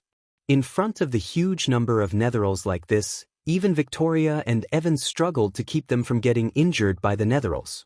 It was difficult, especially for Victoria, because her concentration was being messed up by Michael's cool sword skills. Jealousy and shock prevented her from fighting with her best. Victoria. Fighting on the other side, Evan noticed Victoria's struggle, but before he could do anything, one of the Netherals punched her on the chest. Cough. Although her armor absorbed most of the force and saved her organs inside, she still pushed away several steps backward and spurted out blood. One less annoying bitch in this world. Compared to Evan, Michael was closer to Victoria and saw everything that happened just now and had a chuckle over it. Get away from her. Just when the Netherals were about to take a chunk of Victoria, the huge white tiger appeared behind Evan. The white tiger, made of Evan's arch energy, crushed every single Netheral on its way to Victoria and blasted away the Netherals that surrounded her. What the fuck is he doing? Michael was annoyed by this saving the damsel in distress act of Evan. They were supposed to hate each other, but Michael realized the haters may have just turned into lovers. Love is the only thing that can turn an enemy into a friend. Michael gritted his teeth and recalled the saying back on Earth. He then settled his frustration on the Netherals in front of him by cutting them in halves. Fuck you, love. Chapter 76. I had it under control. Victoria's pride didn't allow her to say thank you to Evan for saving her from the Netheral attack. Instead, she yelled at Evan. Meanwhile, on Michael's side, many disciples fighting beside him had a face full of alarm and shock, looking at the detached heads spinning through the air as the bodies of the Netherals spasmed, spaying dark goo. At this moment, he had easily killed a bunch of body strengthening and body refinish stage Netherals without taking a single scratch, allowing himself to feel more confident about his strength. Michael quickly collected the fist-sized red cores of the Netherals he killed before anyone could put their hands on them. Not that someone would stop him, he didn't touch the cores of the others. Having Michael around seemed like a blessing to many disciples because they didn't have to fight the stronger Netherals but only the foundation stage Netherals. He focused and targeted mostly on the body strengthening and body refining stage Netherals. "Fuck you, you and you. Die, you evil sons of bitches." On the wall, Gaia was screaming excitedly and killing the Netherals with her new bow. "Sister Elia, is cursing them really necessary?" Some disciples who decided to stay behind now kept staring at Jack and Gaia because of her swearing. Jack felt very uncomfortable looking at all the prying eyes on him. "Shut up, you little shit." Only because she was busy with killing the Netherals, she forgot to slap the back of his head as usual, but Jack's hand instinctively went to cover his head. "Hey, you all want to see something cool?" Sadie and the others focus on Michael, momentarily halted by Gaia's shout. All the eyes were now on Gaia as she knocked 3 arrows on the bowstring and turned her head away from the battlefield. Bush, bush, bush. She released the arrows without looking at the battlefield. Including Sadie, they all followed the trajectory of the 3 arrows she fired, and their eyes went wide in surprise when all the 3 arrows pierced the heads of 3 Netherals accurately. That was so hot. Now I understand why Ghost keeps her around. That girl is really not normal. If Michael was here, he would have knocked her again on the head for showing off, but he was busy on a killing spree and had 0 clues about Gaia's display of archery. "Sister Elia, where did you learn to shoot like that?" After seeing all the shocked faces of the other disciples, Jack felt proud to stand beside her even though she yelled at him and thrashed him on a regular basis. "I taught myself." Many refused to believe her answer and thought she was lying, but it was really the truth. Ever since Gaia was little, Zanali got most of the attention and love from everyone in the castle, so Gaia learned to depend on herself rather than on anyone else. Among many other reasons, lack of love and attention from her father and the death of her mother were the main issues that turned Gaia into a cold, overbearing person. Zanali's mother always views her daughter as the next queen and Gaia as the glorious gift that could be married off to some prince in exchange for an alliance between 2 kingdoms. Because of that, she brought teachers to teach Zanali the arts of war and rule while nagging Gaia to learn knitting, cooking, and many other chores to satisfy her future husband and his family. To avoid a fight with Zanali's mother and learn what she liked, she went on many adventures and honed her skills. Back on the battlefield, Michael continued to slaughter the Netherals. The badass points he was earning began to decrease as he was killing them for some time. He noticed this but cared little because his sole focus was to get as much as XP to reach the next cultivation level. He deliberately told the system not to consume the experience points to break through because many would become suspicious if he broke through on the battlefield just by killing the Netherals. He knew it would be badass to break through now, but it may or may not bring some unwanted trouble to his doorstep, wondering what kind of cultivation technique he was using. Oh! A shriek of howls suddenly ran out from the forest as the Netherals stopped moving. Following the howl and the Netherals stopped moving, they all started to vanish into thin air.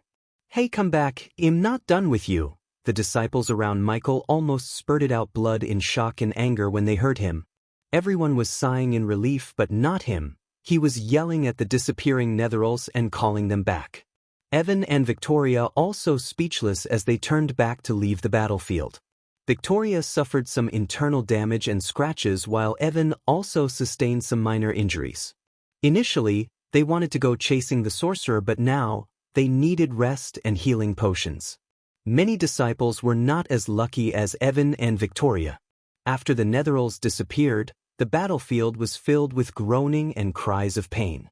Few had lost their friends, their limbs, or at least a chunk of flesh from their bodies. Most of them blamed Ghost for starting this battle with the Netherals in the first place for their losses. However, as far as Michael was concerned, it was normal to suffer or lose one's life in a battle, and if they valued their lives very dear, they should have stayed back instead of following Evan and Victoria to battle. "Go bring me a table and chair quickly." While they were coming back from the battlefield, Gaia hatched a plan to turn their sufferings into gold. Why? Plop. Since she was not firing arrows, Jack received a slap from her as usual. Him going, Jack ran off to find her a chair and a table immediately after receiving a slap to the back of his head. On his way back to the wall, Michael put his swords in the system storage and used the wind blast after lowering its power so he wouldn't blast himself. Still, the wind blast was powerful enough to let out a muffled blast sound and clean all the bits and pieces of the netherals from his clothes. He then circulated the arch energy around his body and his clothes to remove the stink. "I need a bath, but I'll do for now," Michael said to himself, and lightning dashed towards the wall, leaving a trail of dust and a few cracks of lightning. The disciples from the other side of the wall opened the city gates for everyone. "What? Wow, finally something good came out today." As Michael ran past the girls, they had to quickly stop their skirts from soaring up due to his speed. Now some male disciples who stayed behind blamed Michael less after feasting their eyes on milky white legs of some of the beauties. When Michael halted his steps, he saw Gaia was sitting on a chair behind a table. "What are you doing? What took you so long? Come on, give me all the healing potions you got." Both Michael and Gaia let out an evil grin as Michael put a bunch of healing potions on the table without asking a question. "Listen up, everyone." Gaia's shout drew the attention of everyone, including Evan and Victoria, who were applying healing oils on themselves. Why didn't they buy my healing potions in the first place? What is that crap on their hands?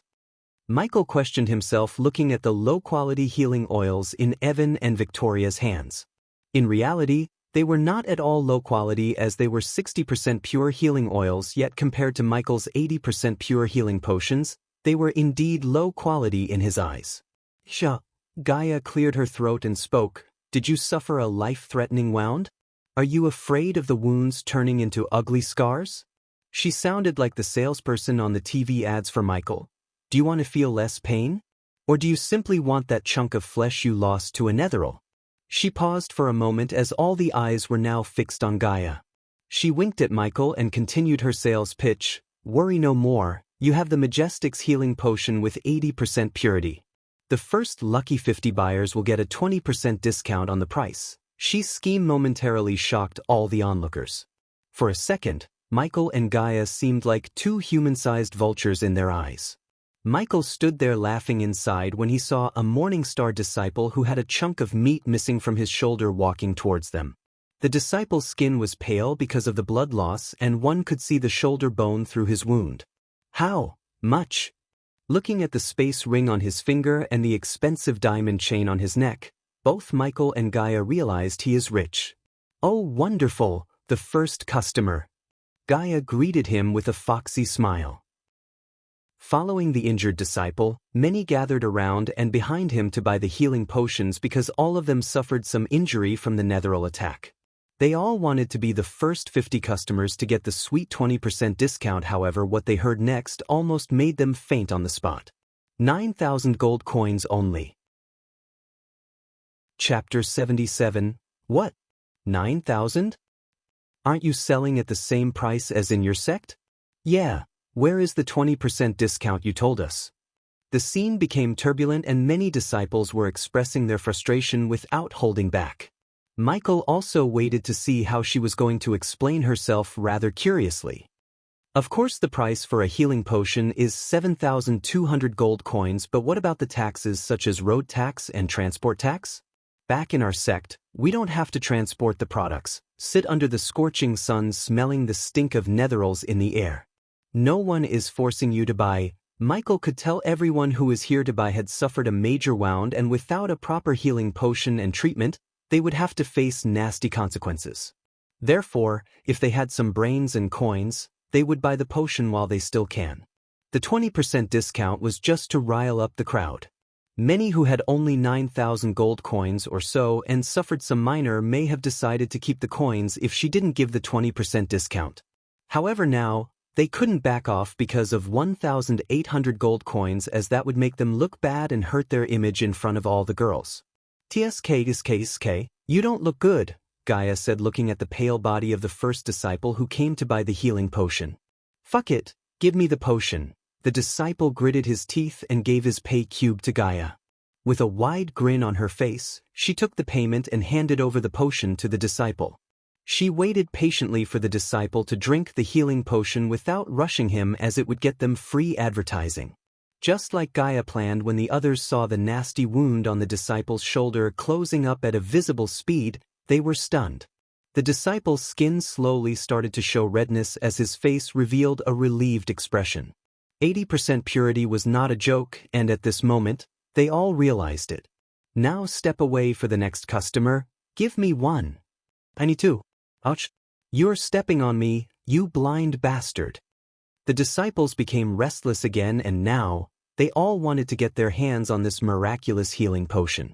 Many regretted not buying healing potions from Ghost when they heard about it days ago. Form a line. Or well, close up the shop. Gaia shouted like a dictator and looked at Jack. You're in the crowd control duty. I'll throw your ass off the wall if I see anyone jump the queue. Yes, ma'am. Jack saluted and started to oversee the crowd. He really believed this psycho girl would throw him off the wall if he let anyone jump the queue. Due to the big crowd between Michael and her, Sadie couldn't go and talk to him, but she had to wait patiently. The selling was going smoothly as more and more disciples joined the queue to buy the potion. Surprisingly, while Jack was bossing around the disciples using Ghost and newly found Elia's reputation, he saw Nyla waiting in the line with a few of her friends. Jack. When the girls and Nyla saw Jack coming towards them, they all showed a seductive smile which made Jack feel like he was flying. As a disciple of a declined sect, he had never experienced something like this. Male or female, no disciples would talk to him due to the status of his sect, but now, a group of beauties were smiling and calling him. Jack was not Michael to resist their charm. He ran towards them like a puppy dog with sparkling eyes. Miss Reed, why are you standing in the line? Are you injured?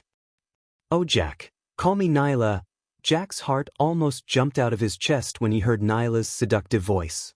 I'm not injured, but some of my friends from Golden Valley are, so can you please help us? She said and whisked Jack's face with the tip of her finger. Oh God.